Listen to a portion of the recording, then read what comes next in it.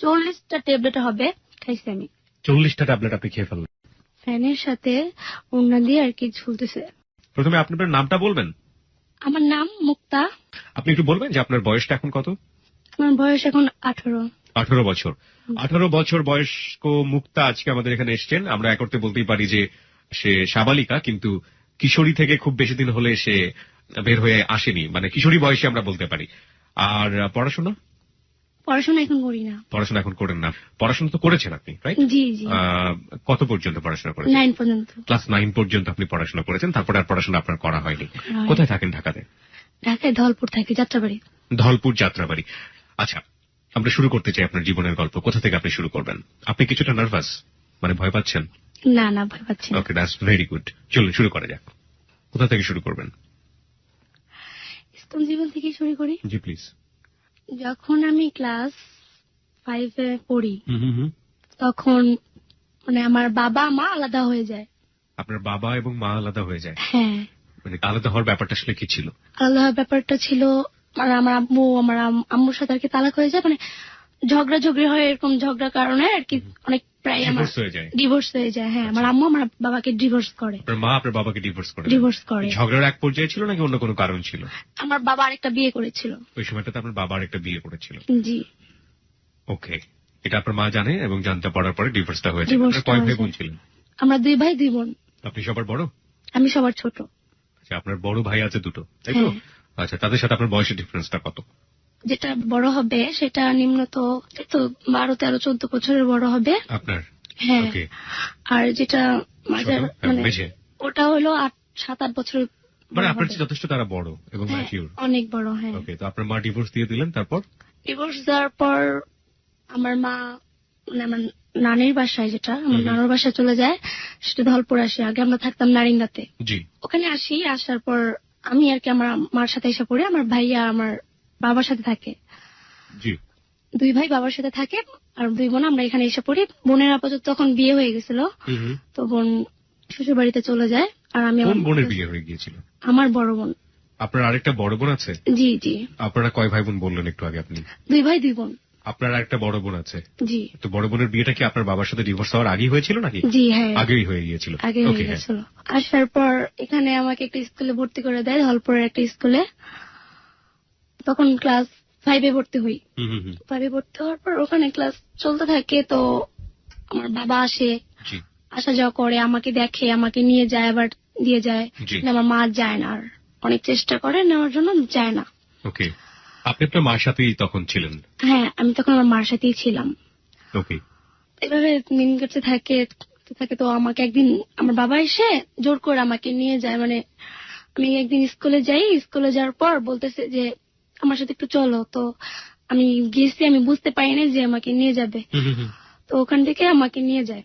ওকে, আমার সৎমার কাছে নিয়ে যায়। সৎমার কাছে নিয়ে যাওয়ার পর আমার সৎমাকে দেখলাম। আমার বাবা ওখানে বললো যে এখানে থাকবা আজকে থেকে, এখানে তোমাকে আমি স্কুলে ভর্তি করে দেবো, মার কাছে আর থাকা লাগবে না। তো আমি আমার মাকে ছাড়া আমি কখনোই থাকতে পারি না। আমি অনেক কান্নাকাটি করলাম।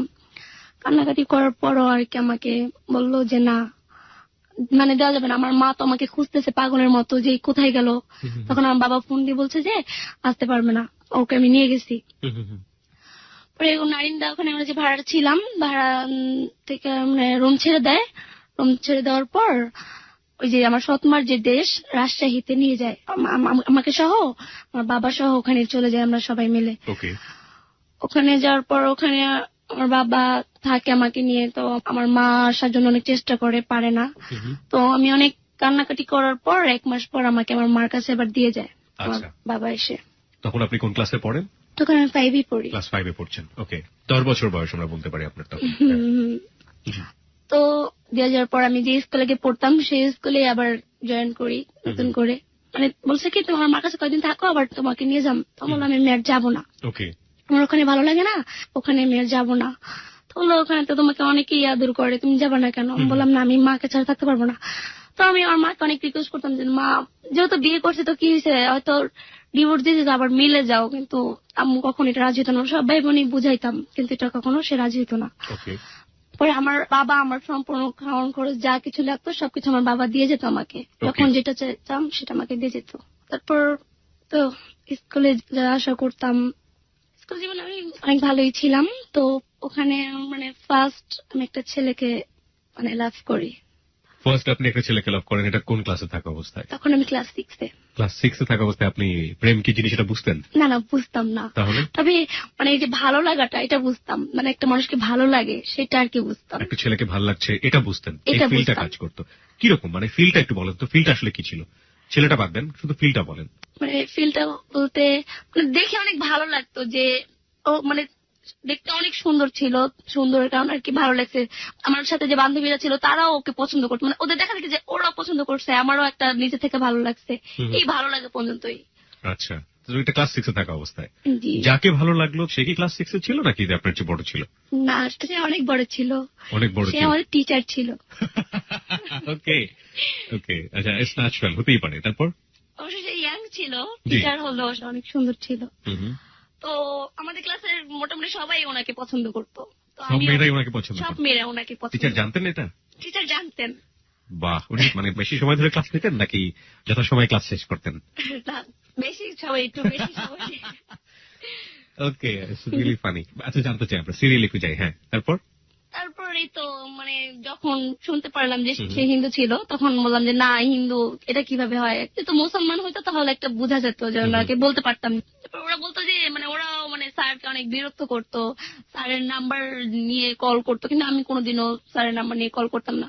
কিন্তু আমি তখন একটু ভালোই মোটামুটি একটু বড়ই ছিলাম, মানে হাতে পায়ে লম্বা হয়ে গেছিলাম, তো বড়ই লাগে আমাকে। তো স্যার যেটা করলো যে একদিন ছুটি হয়ে গেল, ছুটি হওয়ার পর আমি কি যেন একটা লিখতেছিলাম, তো স্যার ছিল। তো স্যার তখন আমার কাছে এসে বলতেছে, আমাকে কি তোমার ভালো লাগে? তখন আমি বললাম যে আপনি হঠাৎ, মানে আমাদের ক্লাসে অনেক মেয়ে আছে, আপনি হঠাৎ করে আমাকে এই কথা জিজ্ঞেস করতেছেন কেন? বলে না, তোমাকে দেখে বোঝা যায় আমাকে মনে হয় তোমার অনেক ভালো লাগে। আমাকে হ্যাঁ লাগতেই পারে। বলে কি যে তুমি আমার মোবাইল নাম্বার কি তোমার কাছে আছে? আমি বললাম যে না, আপনার মোবাইল নাম্বার আমার কাছে নাই। তখন আমি মোবাইল ইউজ করতাম না, আমার আম্মু ইউজ করতো। তো মোবাইল নাম্বারটা আমাকে দিল, দেওয়ার পর মানে আমি খুশি হইলাম, মানে যেহেতু ভালো লাগছে। পরে নাম্বার নিছি, নেওয়ার পর বাসায় গেছি। আমি আমার সব কথাই আমার আম্মুর কাছে বলি। তো আমার আম্মুকে বললাম যে এরকম এরকম স্যার আমাকে নাম্বারটা দিছে, স্যার আমাকে ভালো লাগছে, কিন্তু আমাকে মনে হয় স্যারের ভালো লাগছে, এই জন্য হয়তো নাম্বারটা দিছে।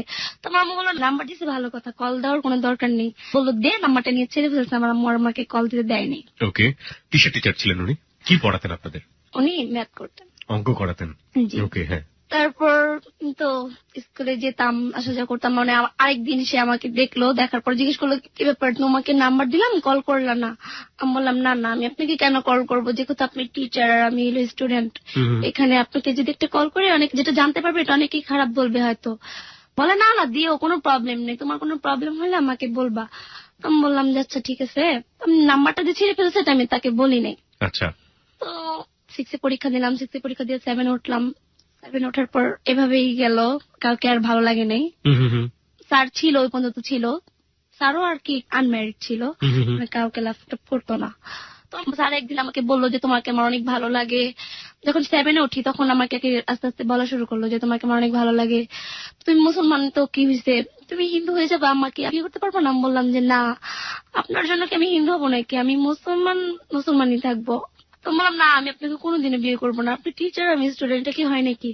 বলে না, তোমাকে আমার অনেক ভালো লাগছে, তোমার কথাবার্তা, তোমার সবকিছু আমার কাছে ভালো লাগছে। তখন সে মানে অনেক ডিস্টার্ব করতো, মানে একা যখন থাকতাম সে আমাকে বলতো তুমি আমাকে কল দাও না কেন? মানে তখন আমি এক পর্যায়ে মানে আরেক বান্ধবীর কাছে বললাম যে এরকম স্যারে আমাকে এই কথা বলছে। ওই বান্ধবী আবার আরেক বান্ধবীর কাছে বলছে, বলার পর পুরো ক্লাসটাই জেনে গেছে। যখন ম্যাডামরা আর কি জানতে পারলো, তখন আর কি স্যারকে জিজ্ঞেস করছে, আমাকে কিছু বলে নাই। তো যে বললো যে আপনি কেমন, মানে টিচার হয়ে আপনি ওকে কেন প্রপোজ করছেন? তো উনি বলছে যে না, আমি তো ওকে প্রপোজ করিনি, জাস্ট একটু ভালো লাগছে এই জন্য ওকে বলছি। তো আমাকে জিজ্ঞেস করো তুমি কি কল দিছিলে? আমি বললাম না, আমি ওনাকে কোনোদিনও কল দিইনি। তো এটা নিয়ে আর কিছু হয়নি, বলছে ওনার সাথে আর কথা বলবা না, যদি কথা বলে আমরা আছে আমাদের কাছে বিচার দিবা। তো মানে এইভাবেই 7 থেকে আবার 8 উঠলাম। যেটা হলো আর কি, এটা ওঠার পর আমার দুলাভাইয়ের সাথে একদিন আসছিল আর কি। আসার পর আমাকে হয়তো ভালোভাবে দেখে না, কিন্তু তাকে আমি ভালোভাবে দেখছি।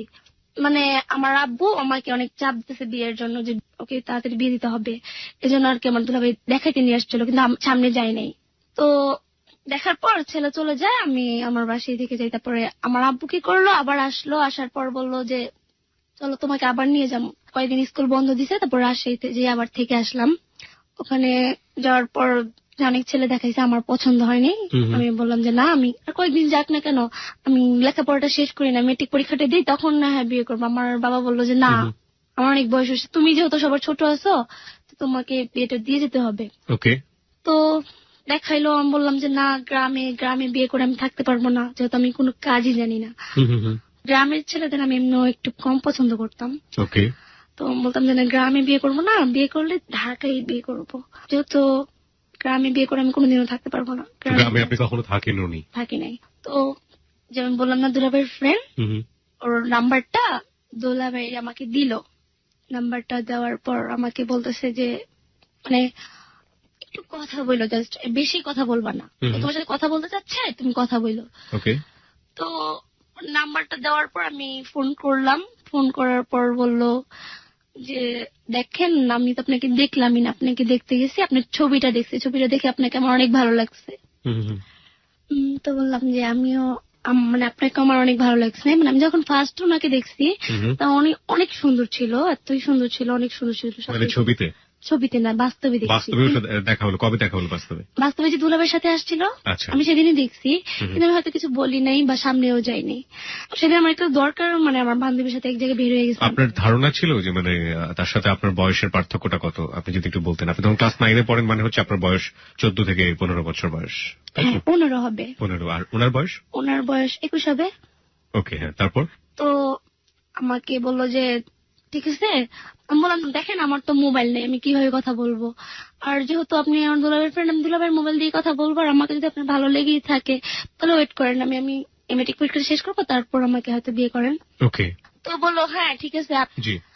আমি বললাম যে ঠিক আছে। তখন কথা এভাবে বলতে লাগলাম। আমার মোবাইল ছিল, আমার মোবাইলটা হয়তো তখন আমার দুলাভাই আমাকে যেটা বললো যে কথা বলতে না, বললো যে ওনার মোবাইল দিয়ে কথা বলতে, আমাদের মোবাইল দিয়ে কথা বলতে না।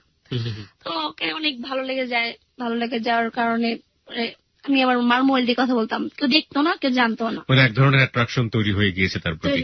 প্রিয় শ্রোতা, আমরা একটু নোট করতে চাই এই জায়গাটাতে। দেখুন, ওর বয়সটা কিন্তু এখনো 18 বছর, এবং ও যে ক্লাস 9-এর গল্পটা বলছে সেটা মাত্র 2 থেকে 3 বছর আগের গল্প। এবং ওর বলাটাকে আসলে ওর মতো করে নিতে হবে। ও ছোট মানুষ ইন দ্য সেন্স, ওর বয়সের দিক থেকে ছোট মানুষ, কিন্তু অভিজ্ঞতার দিক থেকে আজকে যারা শুনছেন, বয়োবৃদ্ধ যারা অনেকে আছেন, তাদের জীবনে যেসব অভিজ্ঞতা ঘটে তার চাইতেও অনেকাংশে সে ছাপিয়ে যাবে তার জীবনের গল্প। আমরা আশা করছি শেষ পর্যন্ত ধৈর্য ধরে শুনবো মুক্তার জীবনের গল্প। হ্যাঁ, তারপর মুক্তা। তো মোবাইলে কথা বলতাম, বলার পর এক পর্যায়ে অনেক ভালো লেগেছে ওকে। তো ও আমাকে বলে, তখন কি হলো যে আমার বাবা আবার আসলো। আসার পর তখন মানে 8-এ পরীক্ষাটা আমি দেবো আর কি, সেই পর্যায়ে আমার বাবা এসে আমাকে নিয়ে যায়, বলে আরেকটা ছেলে আর কি, মানে অনেক ভালো একটা ছেলে, বলে দেখবে তোমাকে। তো সে রাজশাহীতে আমাকে নিয়ে যায়, মানে মিথ্যা কথা বলে নিয়ে যায়। নিয়ে যাওয়ার পর আমাকে আর আসতে দেয় না। তো ওর সাথে অনেক কষ্টে কথা বলি, তখন ও বলে যে আমি এসে নিয়ে যাই, এরকম ধরনের অনেক কিছুই বলে। তো বললাম যে না, এখানে কিভাবে আসবা তুমি। মানে ওর সাথে মানে ফেস টু ফেস এখনো দেখা হয়নি, ও আমাকে তো দেখাই না, জাস্ট ছবিতে দেখছে। ওকে। তো আমি সেখানে থাকি, থাকার পর আমি ওর সাথে প্রতিদিন রাত্রে কথা বলি। দিনে তো বলতে পারি না, আব্বুর মোবাইল যেটা ছিল, আমার আলাদা রুমে ঘুমাইতাম, তো আব্বুর মোবাইল নিয়ে কথা বলতাম রাত্রে। জি। তো যেটা হলো আর কি, ওখানে একটা মেম্বারের ছেলে, ও আমাকে দেখে পছন্দ করে, পছন্দ করার পর বলতেছে বিয়ে করবি আমাকে। মানে আপনার বাবার বাড়িতে যাওয়ার পরে, তাই না, রাজশাহীতে যাওয়ার পরে এই ঘটনাটা ঘটছে। ওখানকার এলাকার মেম্বারের একটা ছেলে আপনাকে দেখে পছন্দ করেছে এবং সে সংকল্প করেছে আপনাকে যেভাবেই হোক সে বিয়ে করবে। হ্যাঁ। তারপর মানে আমি এড়িয়ে যেতেছি, যখন বের হতাম না বাসা থেকে, তখন অনেক ধরনের কথা বলতো। বলতাম আমি তো একজনকে লাভ করি, আমি আপনাকে জীবনও বিয়ে করবো না। তো বলতে কি যে আমার অনেক ক্ষমতা আছে, তোমাকে আমি জোর করে হইলেও বিয়ে করবো। ওকে। তো আমার বাবাকে কথাগুলো বলতাম, আমার বাবা বলে কোনো সাহস নেই জোর করে বিয়ে করার, এখানে আমি কি কম নাকি, মানে এগুলো বলতো, আমাকে বুঝাইতো যে কিছু হবে না, ভয় পাওয়ার কিছু নাই। তো কেউ তো সৎ মাই থাকে, যে উনি আবার ওই ছেলের সাথে আর কি মানে মিল ছিল অনেক। আপনার সৎ মায়ের ওই ছেলেটার সাথে অনেক মিল ছিল। ওকে। মানে আমার বলতেছে যে বিয়ে কর, সমস্যা কি। আমি বলতাম যে না, বিয়ে করবো না ওকে। আমি আমার সৎ মাকে সব বলছি যে আমি আরেকজনকে পছন্দ করি। তো উনি কি করলো, আমার বাবাকে বলে দিল। আমার বাবাকে বলে দেওয়ার পর আমার বাবা তো মানে প্রেম এগুলো কিছুই পছন্দ করে না। তো আমাকে বলতেছে কি যে এটা যদি ভালো লেগে থাকে আমাকে বলবে, কিন্তু প্রেম করে আমি কোনোদিনও বিয়ে করতে দেবো না। আর ছেলের বাড়ি কোথায় আগে সবকিছু আমি দেখবো, তারপর হয়তো যেটা আমি সিদ্ধান্ত নিব। হ্যাঁ। আচ্ছা, আর আপনার বাবা যার জন্য নিয়ে গিয়েছিল সেই ছেলেটা কি মেম্বারের ছেলেই ছিল? হ্যাঁ। ওকে, হ্যাঁ, তারপর? তখন মানে ওই ছেলেটারে অনেক বোঝার পরে ছেলেটা কোনো মতে রাজি হচ্ছিল না। তখন আর কি সবাই যখন লোকজন এনে ডাকলো আমার বাবা যে ও আমার মেয়েকে অনেক ডিস্টার্ব করতেছে, ও হুমকি দিচ্ছে, তখন সবাই বুঝালো যে মানে ছেলের বাবা ছেলেকে বললো যে না, পছন্দ হয়েছে, মেয়ে তো আরেকজনকে পছন্দ করে। তখন বোঝানোর পর আর কি ছেলে একটু মানছে আর কি। না না, আমি একটু কনফিউশনে পড়ে যাচ্ছি। আপনার বাবা তো ওই ছেলেটার জন্যই আপনাকে ওখানে নিয়ে গিয়েছিল দেখানোর জন্য, তাই না? এবং এক পর্যায়ে ওই ছেলে আপনাকে দেখে রাজি হয়ে গেল, ক্রেজি হয়ে গেল বিয়ে করার জন্য, এবং আপনি তাকে পছন্দ করলেন না কারণ আপনার অন্য একটা ছেলেকে পছন্দ আছে, তাই তো? তাহলে ওই ছেলেটাকে সামাল দেবার জন্য আপনার বাবা কেন আবার লোকজন ডাকলো? কেন লোকজন ডাকলো মানে অতিরিক্ত করতেছিল। আমার বাবা বলছে যে তুমি মানে আমাকে ডিস্টার্ব ফিল করতেছে, আবার হুমকি দিচ্ছে, এই জন্য আমার বাবা রাগ হয়ে গেছে যে তোমাকে বিয়ে করার কথা বলছে কিন্তু তুমি বললা কেন জোর, মানে ও একটা কথা বলছে জোর করে হইলো বিয়ে করবো। ও আচ্ছা, এই জন্য আমার বাবা মানে বলছে যে বিয়ে দেবো না। আচ্ছা ঠিক আছে, হ্যাঁ, তারপর? তো সেখানে থাকার পর ওর সাথে কথা হয় প্রতিদিন। ওর দিনে কথা বলতে পারতো না, দিনে কি একটা জব বলে করতো, জবের কারণে দিনে কথা বলতো না, রাত্রে 8-9টার পর কথা বলতাম, সারা রাত কথা বলতাম। জি। তো বলতেছে যে আসো তোমাকে দেখি, পর্যন্ত দেখি নাই, আসো না দেখি তোমাকে। এ পর্যন্ত দেখি নাই মানে আপনার সাথে একবার দেখা হয়েছে? না না, দেখে নাই তখন আমাকে, আমি ওকে দেখছি। আপনি ওকে দেখেছেন কিন্তু ও আপনাকে দেখেনি? আমাকে দেখে। আপনি ওকে কিভাবে দেখলেন? আমার 2টা রুম না, মানে আরেক রুমে ওকে না বসাইছে, তো আমি আরেক রুমে থেকে দেখছি, ও আমাকে দেখে নাই। আচ্ছা আচ্ছা, আমি দেখে চলে গেছিলাম। আচ্ছা ঠিক আছে, আপনি ওকে দেখে লাভ করে ফেলেছেন আর ও আপনাকে না দেখে লাভ করে না, ফেলেছে? ও আমাকে ছবিতে দেখছে। ছবিতে দেখেছে? গোলাপের মোলে ছবিতে দেখছে। আচ্ছা ঠিক আছে, হ্যাঁ, তারপর? তারপর ছেলেটার নাম কি আমরা জানতে পারি এই পর্যায়ে, নইলে কনফিউশন হয়ে যাচ্ছে। ছেলেটার নাম সাইফুল। ছেলেটার নাম হচ্ছে সাইফুল। আর আমাদের যে এখানে জীবনের গল্প বলতে এসছে ও হচ্ছে মুক্তা। মুক্তা নিজের নামটা গোপন করেনি, নিজের নামটা যা সেটাই এখানে বলছে। হ্যাঁ, তারপর? তো আমি অনেক বলতেছে আমার বাবাকে যে আমাকে দিয়ে আসো, তো আমার বাবা কোনো মতে রাজি হচ্ছে না, বলে না আজকে না কালকে এরকম করতেছে। আমার সৎ মা আমি থাকলে এখানে তার অনেক সমস্যা হয়, দেখা যাচ্ছে যে আমার বাবা আমার প্রতি সব মানে আমি যা বলি তাই শোনে, আমার বাবা ওনার কথা শুনে না, মানে এই জন্য উনিও আমার সাথে মিল দিছে, বলে কি যে তুমি চলে যাও, দরকার পড়লে গাড়িতে আমি তোমাকে উঠাই দিই, তুমি তোমার বাবাকে না বলে চলে যাও। কিন্তু আমি এটা রাজি হইনি। আমি বললাম আমি জীবনও একা একা এত দূর থেকে কোনোদিনও কোথাও যাই নাই। তো অনেক রিকোয়েস্ট করছে যে তুমি চলে যাও, যেহেতু ওই ছেলেকে লাভ করো, ওই ছেলের সাথে কথা বলতো আইসা নিয়ে যা। আমি বলতাম না, করতাম যে না, এখানে আসলে আমি খারাপ দেখা যাবে এটা। তো তখন মানে আমি খাওয়া দাওয়া ছেড়ে দিছি যে আমি খাবো না, আমাকে যে পর্যন্ত না দিয়ে আসবা আমি এটা করবো এটা বলতাম আর কি, ভয় দেখাইতাম। তখন আমার বাবা একটু অসুস্থ হয়ে পড়ে। অসুস্থ হয়ে পড়ার পর বলে যে ঠিক আছে তোমার মাকে আইসা নিয়ে যেতে বলো। তো আমার আম্মুকে আমি অনেক কান্নাকাটি করে বলি, আমার আম্মু আর থাকতে পারে না, এখানে রাজশাহীতে যায়। যাওয়ার পর ওখানে যে আমাকে নিয়ে আসে। তাই আমার আব্বু বলে যে মানে বললো যে ছেলেকে পছন্দ করে আগে আমরা দেখবো তারপর। বলার পর আমাকে দিয়ে দেয়। তারপর আমরা ঢাকায় আসি। সেদিন রাত্রে আর কি ঢাকায় এসে সারা রাত ওর সাথে মোবাইলে কথা বলতে বলতে ঢাকায় আসি। আমার ফ্যামিলি মোটামুটি সবাই জেনে গেছে পরে আর করার কথাটা। তো ঢাকায় আসার পর দেখা করার কথা আমাদের, যে দেখা করব। ও বললো যে ঢাকায় যেহেতু আসছো, মানে এভাবে মোবাইলে যে মানে ওর সাথে কথা বলছি প্রায় 6 মাস হবে, 6 মাস পর আর কি আমাদের 6 মাস পরে দেখা হওয়ার একটা সম্ভাবনা। হ্যাঁ, আর এর মাঝখানে টিচার তো কোথাও হয়ে গিয়েছে। টিচারের মাথাতে নেই? না, টিচারের মাথাতেও আপনি নেই? না। This is called affectionate of love. এটা জীবনের সবারই কোনো না কোনো পর্যায়ে হয়, ছোটবেলাতে একেবারেই, যেটা সিলেবাসহীন, যেটা লজিকহীন এবং কোনো না কোনো ভাবেই সেটার সাথে যায় না, সেরকম কাউকে না কাউকে মনে ধরে যায়। এবং সাইমultaneously যখন ওই জীবনে কোনো না কোনো ভাবে আঁকড়ে ধরার মতো কেউ চলে আসে, তখন ওই পূর্বের মানুষটা মাথা থেকে ডিলিট হয়ে যায়। যাই হোক, ন্যায় অন্যায় দিয়ে আসলে দেখা যাবে না, বয়সটাকে আসলে বিচার করতে হবে। সেই বয়সে এটা খুবই স্বাভাবিক ছিল, কিন্তু টিচার তার জায়গা থেকে যেটা করেছে সেটা কিন্তু ঠিক হয়নি। ওকে, হ্যাঁ, তারপর আপনি যেটা বলছিলেন যে 6 মাস পরে আপনাদের দেখা হতে যাচ্ছে। তো সেদিন রাতে কথা বললাম যে কালকে আর কি দেখা করবো এরকম আর কি। তো দুইজনের মধ্যে অনেক যে দেখা করব, মানে কিভাবে যাব, অনেক কিছু ডিসিশন নিছি। তো বলতেছে যে যেদিন দেখা করবা সেদিন তুমি আমাকে এসে। প্রথম দিনই এসব? হ্যাঁ, ও ফান করে বলতেছে, এটা আমি বুঝি নাই। তো এই কথা বলার পর আমি বলছি আমরা দেখাই করবো না। মানে আমি বললাম যে তুমি আমাকে এই ধরনের কথা বললা, মানে ও বলতো না মোবাইলে আমার সাথে রোমান্টিক কথাগুলা, যে আমরা এত কথা বলতাম, সারা রাত কথা বলতাম, রোমান্টিক কথা আমার সাথে বলতো না। তো আমি বললাম যে না, তখন ও রাগ হয়ে গেল যে কি ব্যাপার, আমি তোমার কাছে চাইতেই পারি, যেহেতু তুমি আমার লাভার, আর আমি তাহলে কার কাছে যাবো? বললাম যে না, ঠিক আছে, তুমি যা কিছু করো বিয়ের পর করো, বিয়ের আগে না। মানে আমি ওকে এটা বলতাম। তো বলছে ঠিক আছে, তোমাকে ফান করে বলছি। বললাম আচ্ছা। তখন আমি ওর সাথে দেখা করতে গেলাম। ও তো আমাকে চিনবে, যেহেতু মোবাইলের ছবি দেখে আর বাস্তবে দেখাটা অন্যরকম। তো আমি ওকে ভুলে গেছিলাম, মানে 6 মাসের মধ্যে ওরা একবার দেখছি কোনো মতো, তাও চিন্তা করছি যে কিরকম হবে ও, মানে ও আমাকে চিন্তা করছে কিরকম হবে। তখন দেখা করতে গেলাম সায়দাবাদ, এই যে ওয়ান্ডারল্যান্ডটা আছে না, সেই ওয়ান্ডারল্যান্ডের এখানে আমরা। ও ওয়ান্ডারল্যান্ড, হ্যাঁ, ওকে। এখানে ওখানে আমার ফার্স্ট দেখা আর কি। তো এলাম, যার পর ওকে কল দিলাম যে তুমি কোথায়? তো বললো যে আমি ওইখানে আছি। তো আমাকে আগে দূরের থেকে দেখছে, দেখার পর ও বলতেছে যে আমি আসবো না। তো বললাম যে কেন? বলে না না না, ফান করে বলছি আসবো আসবো। তো আমি বললাম কি যে তোমাকে আমি দেখছি, তাহলে আমিও চলে যাই। দেখো তো দুইজনে সামনাসামনি আমরা কথা বলবো না, মানে দূরে থেকে আমরা দুজন দেখে কথা বলতেছি মোবাইলে। বলার পরে সামনে আসলো, ফার্স্ট যেটা আমাকে অনেকগুলা গোলাপ ফুল দেয়। ওকে, বিউটিফুল। তো আমাকে বললো যে তুমি না? বললাম হ্যাঁ। ওরে রিস্কা নেয়, রিস্কা নিয়ে বলে যে চলো টিসিতে যাই আমরা ঘুরতে। বললাম যে না, আজকে তো বাসায় মানে বলে আসি নাই, আরেকদিন যাব। তো ও আবার ওদিক দিয়ে ওর বাড়িতে যাবে, বললো যে আমি আমার বাড়িতে যাব। তখন আর কি রোজার মাস ছিল, তো ওর বাড়িতে চলে যাবে। আর আমার বললো যে ঠিক আছে তোমার বাসায় তোমাকে দিয়ে আসি। তো রিস্কা দিয়ে আমার বাসায় দিয়ে আসছে, বাসায় দিয়ে বসে ওখানে আবার চলে গেছে। আচ্ছা, আমাকে একটু বলেন তো, এই যে আপনি তো ক্লাস 9-এ পড়া অবস্থায় ওই সময় একটা ঘটনা না, আপনি টিএসসি বলতে তখন কি বুঝতেন? একদম ফ্র্যাঙ্কলি। কিছুই বুঝতাম না। কিছুই বুঝতেন না? না। আর ও যখন বললো যে টিএসসি তে যাই, তখন আপনার জিজ্ঞেস করেননি যে টিএসসি জায়গাটা কি, ওইখানে কি হয় না হয়? না, আমি কিছু জিজ্ঞেস করি, কিন্তু টিএসসি নামটা আমি শুনছি কিন্তু কখনো যাইনি। আপনি শুনেছেন এর আগে? আচ্ছা, শুনে আপনার মনে কি ধারণা হতো টিএসসি সম্পর্কে? মানে ধারণা হতো, আমি যতটুকু জানতাম ওখানে নাকি বেশিরভাগ প্রেমিক প্রেমিকেরাই যায়। নোট অফ দ্যাট পয়েন্ট, প্রিয় শ্রোতা। টিএসসি ঢাকা বিশ্ববিদ্যালয়ের অনেক গুরুত্বপূর্ণ একটি জায়গা, টিচার্স অ্যান্ড স্টুডেন্ট সেন্টার। আমি ঢাকা বিশ্ববিদ্যালয়ে যখন ভর্তি হওয়ার 2 বছর পরে আমি টিএসসি তে গিয়েছিলাম। তার আগে আমার যাওয়ার সুযোগ হয়নি, কোনো না কোনো ভাবে হোক না কেন। টিএসসি তে যাওয়ার পরে আমি আমার ফ্রেন্ডকে বলেছিলাম এটাই টিএসসি। মানে টিএসসি সম্পর্কে একটা ব্র্যান্ড সব জায়গাতেই আছে, এবং সেটা ওর কাছ থেকে জেনুইনলি আমরা যেটা জানলাম, which is truly not good.